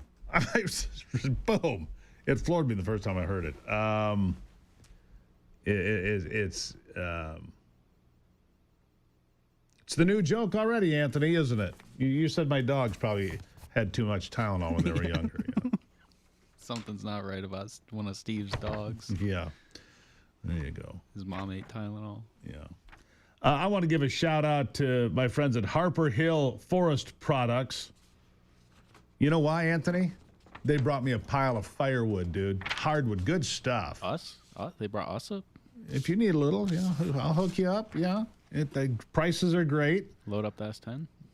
If you need to. Face cords, firewood, residential needs, bundles for gas stations. This is a Michigan company making it happen. Harper Hill Forestry Products. They're located in Mason, Michigan.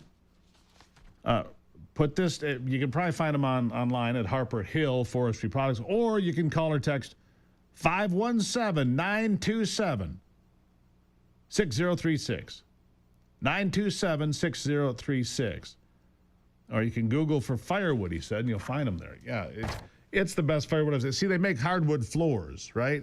But they also do tree removal and firewood because that's all kind of they're in the wood business, Anthony. Interesting. Mark over so there. it's Good hard. man. It's hardwood. It's hardwood. Yeah, they make floors, maple, walnut, different stuff. And so the byproduct of that is, some trees they use, some they don't, and boom, there it is. Because I've had issues going and buying a bundle of firewood. Oh, you've had issues, all right. And it's like cedar or some yeah, exactly. It's junk, wood. Right. No, this is good wood. So they sell hardwood bundles to gas stations. So good wood. Anyhow. Fight the good fight, keep the faith. God bless America. I'm Steve Gruber. This is the Steve Gruber Show. Here's our new takeaway. Work harder, do better. Work harder, do better. We'll see you tomorrow.